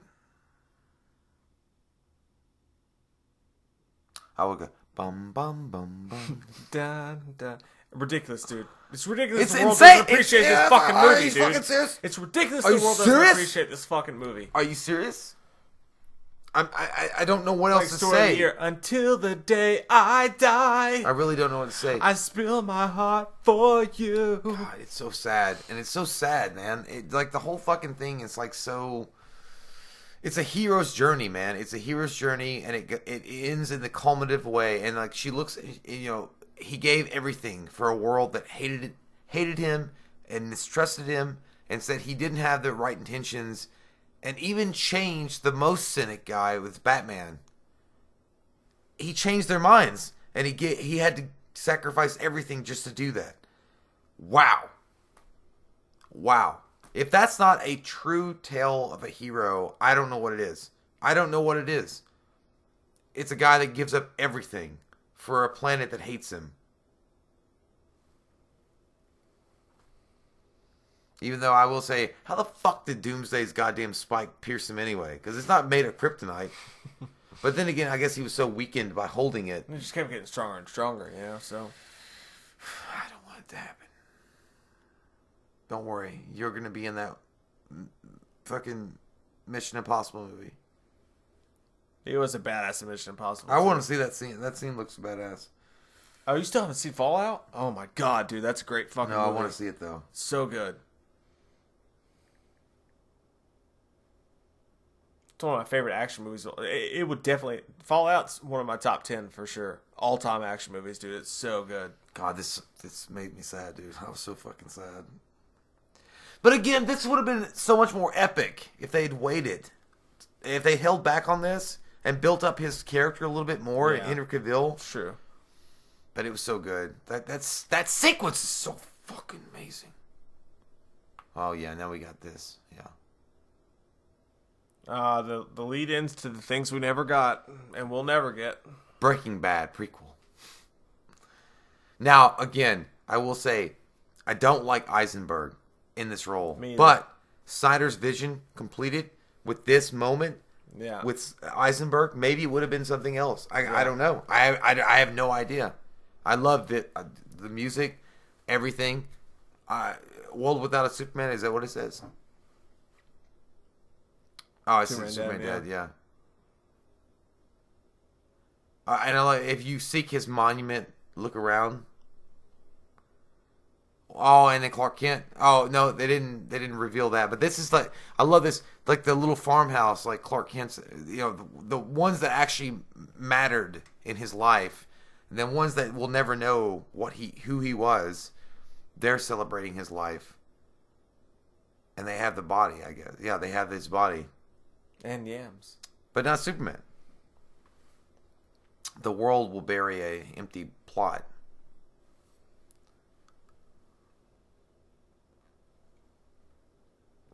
I was fighting so hard for him to fucking wake up. Yeah. Like, so, like, I was like, dude, just... God, and it could have been so good in Justice League had they done it fucking right, man. I did like the evil... I like the evil Superman. It was fun, but it was like, you could have done that better. Yeah, in the comic books did it way, way fucking better. Oh, man, there was so much, like, oh my God, yeah. Like, how can this be a world that we exist in that people hate this movie? I don't get it, man. I don't get it. It's the most important commentary we've ever done. I believe so. I will write in a memoir and one day read it again. Whenever someone brings this up to us, to be like, I've said my piece. Yeah, I'm never going to do it again. I can't have this argument again after this. Yeah, like, I don't know how else to say it, man. I don't know how to say so it. much If you don't get it involved, after and this, you get the Roddy Piper music. Braveheart, Freedom. But yeah, man, like, come on. Like, guys. If you don't get it, man, you just don't get it. Yeah, I feel like you can't be explained in a way that would have you understand. Right there, that's a direct take off the World Without a Superman comic book scene. Yeah. The only thing we're missing is the superheroes walking behind him, the Justice League. Yeah. Again, if you had built it up, though, yeah, you know, where the Justice League were already established, imagine seeing that scene with, like, Flash and Green Lantern and Batman and all the others walking behind that casket. And then having this own moment here. Like, I don't know. I think it would have been cool to have the opening music here. Again. A World Without Superman. Like, the very opening song. To do that again right here. That would have been pretty cool. Yeah, but I love that you see the dirt move at the end. Yeah, it's just missed chances, man. It's missed opportunities. I feel like a lot of studio involvement was involved. Look at that. That's comic. And that's why everybody wanted the black Superman suit. Again, why did we not get that? Like, why did we not get that? Like, I mean, there's so many things. They rushed it, dude. They rushed it all. The Doomsday thing was a terrible idea. Imagine a film with multiple Supermans. How fun that could have been. Oh, the Reign of Superman. But they had to go right into the Justice League. No, remember the Reign of Superman? That's what I'm saying. Yeah, so you had the Black Superman, the Man of Steel, the fucking all that shit. Yeah, Steel, which is Shaq, or even a couple of them. You know, even just a couple of them. Yeah, just the Black Superman would have been enough. Yeah. The black suit. I mean, I know what you mean. Yeah. The only black Superman was Steel. Yeah. Henry Irons, and there was the clone Superboy, and then there was the that would have been dope too. Then there was the cyborg, and then there was the guy that had telekinesis. Remember Red and Blue Superman? Remember that was a fucking terrible comic book. It was fun though. It was fun, but when he split in two, I was like, "What the fuck?" Maybe not for movies, but yeah, it was good. It would be good animated. Yeah, but dude, this is a missed opportunity, man. Like this whole movie, like it's not really the movie's fault. It's what came after it, really. It's Zack Snyder. It's not his fault. It's just a lot of bad circumstances that happened with Zack Snyder's life. You know what I mean? You know, it's really unfortunate what happened with his son, and then he had to take a break off of it. But I'm going to tell you this, motherfuckers. You know, dude, I'm going to tell you this. If you honor a goddamn guy's script, you honor his vision. What they should have done is he wrote Justice League. It was done. Jay Olivia, the guy who did the animated movies. Jay Olivia, he's the guy who directed like most of the great DC animated movies. He was the storyboard artist for this. They should have given Zack Snyder's vision to him and let him continue to direct the movie, and I think we would have gotten something great. But instead, we got the Joss Whedon version. I love this. We can do better. We will. We have to. And then you have this music. The Man of Steel, again, the music coming out. Because, again, you guys know, this was supposed to be Man of Steel 2. If you seek his monument, look around you. I love that. Yeah. And then the music.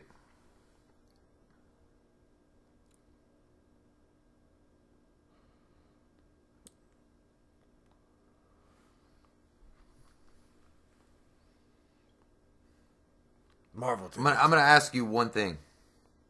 You put him over Robert Downey? Woo! No, I don't. Woo! No, I don't. Marvel Downey had, to his credit, he had so many movies. He had 3 behind him. movies though. Yeah, he had so many movies behind him, but I don't put him above. I don't put him above Robert Iron Downey Man Jr. versus Batman, full-on Batman with Ben Affleck. I put Robert Downey ahead. Yeah, I do. It's hard. That's hard, man. I do, man. Hey, it's so much good backstory, and There we go. You know. This is some good shit right here. you can rest now, Tony. We're safe. Come on. Well, that's an end Nothing game. beats that. That's an end game. I'm talking about Iron Man 1. No, then yeah, but love this. Yeah.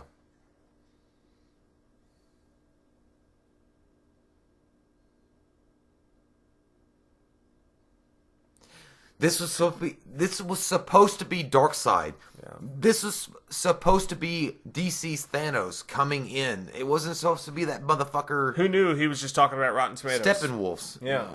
Fucking bullshit. God damn, man. Critics killed it for everyone. Critics Bitch! killed it for everyone.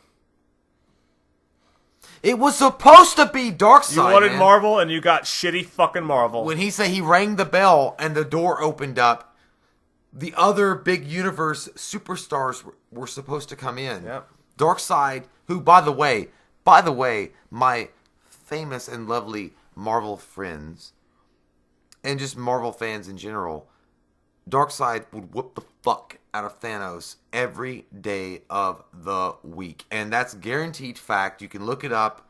Darkseid whoops his ass every day of the week. Darkseid is the meanest, worst baddie that can happen. Guaranteed. Over X-Men's Onslaught? Yes. Or Apocalypse? No, dude, Darkseid No. Darkseid is beyond what you know. Like, he's fucking like Lucifer himself, like coming out on the fucking earth. Like,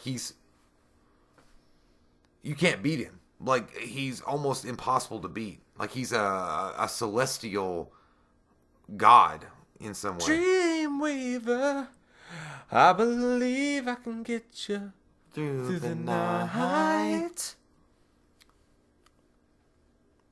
Love That's the a good music. thing, though. Yeah. Would you rather have seen what we saw just now, or Man of Steel 2? What we saw. Just focused on Superman. What we saw just now. But then, we should have got a Man of Steel 2. Absolutely. Right. That should have been the next thing on their goddamn agenda, and they fucked up. Immediately, you It sons should of have been. bitches. It should have been. You're right. And Man of Steel 2 should have dealt with the reign of the Superman. Yes. That's what that movie Yes. should have been about. And Yes. y'all fucked up. You fucked up. You fucked up hard. There we go. Went straight into the Justice League. And A little dirt move crusty. I love this movie. That was it. 9.5 out of 10 for me. I'm going to give it a 9.8. I'm with you. 9.8. 9.8 out of 10. I gotta go a different way here because I know we always give the 0.5s to the 0.0, but dude, this movie is almost goddamn perfect. It's almost perfect, and I can't fault it a 0.5 because of a casting choice I'm with you. with fucking Jesse Eisenberg. Yes. This movie represented everything I wanted to see. If anybody ever told me I'm gonna put Batman versus Superman, it got everything involved. It got everything. The feels were there. The emotions were there. The dynamics were there. The action was there. Yeah. The ambiance was there. Everything was there. Yeah. And are you fucking kidding me, guys? Ken Burnett, thank you for the excellent choice, man. I'm glad we got to finally get our point across on this movie. And if you don't agree with us, you don't agree with us. But, I love your fucking face anyways. And we love your fucking faces. If you're new to the channel, click that subscribe button and get some goddamn lamb up in you. If you don't agree with us, suck a kryptonite dick. Sure. There. Or have a Coke and a smile. That's a better one. We watched a movie. Yeah. We watched a movie. We watched it. We watched a movie. Yeah. You know what? We did a review. We watched a movie. We watched a movie.